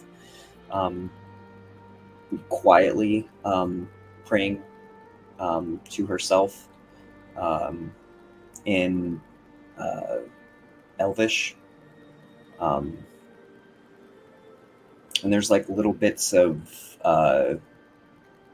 like sort of between like Elvish and like a little bit of like some words, I guess gnome-ish words that she picked up from one of her mentors for going through this prayer. Okay. Go ahead and roll a religion check for me while you do that.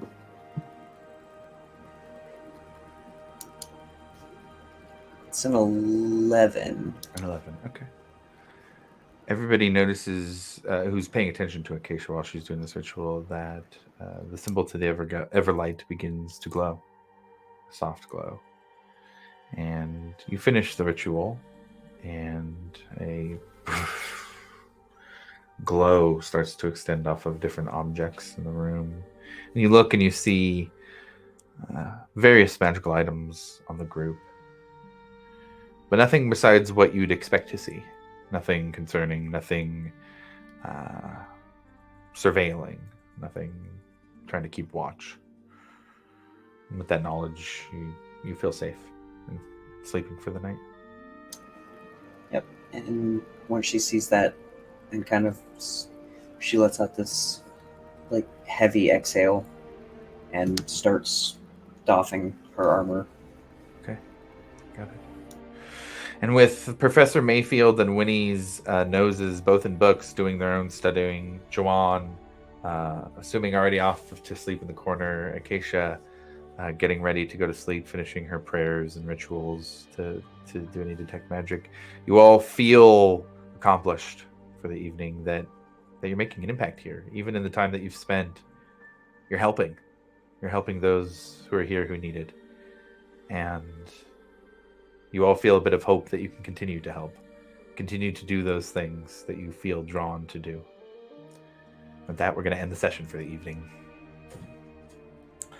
So thank you to all who are watching on stream and the VOD afterwards. There are open spots in this campaign. There are 2 open spots. We have 1 player who is missing, unfortunately, tonight. But we do have 2 open spots, so if you would like to join this campaign, you can check out the information down below. It'll take you a link to the campaign page where you can sign up. But for now, that is it. We will catch you next Thursday. Thanks for watching.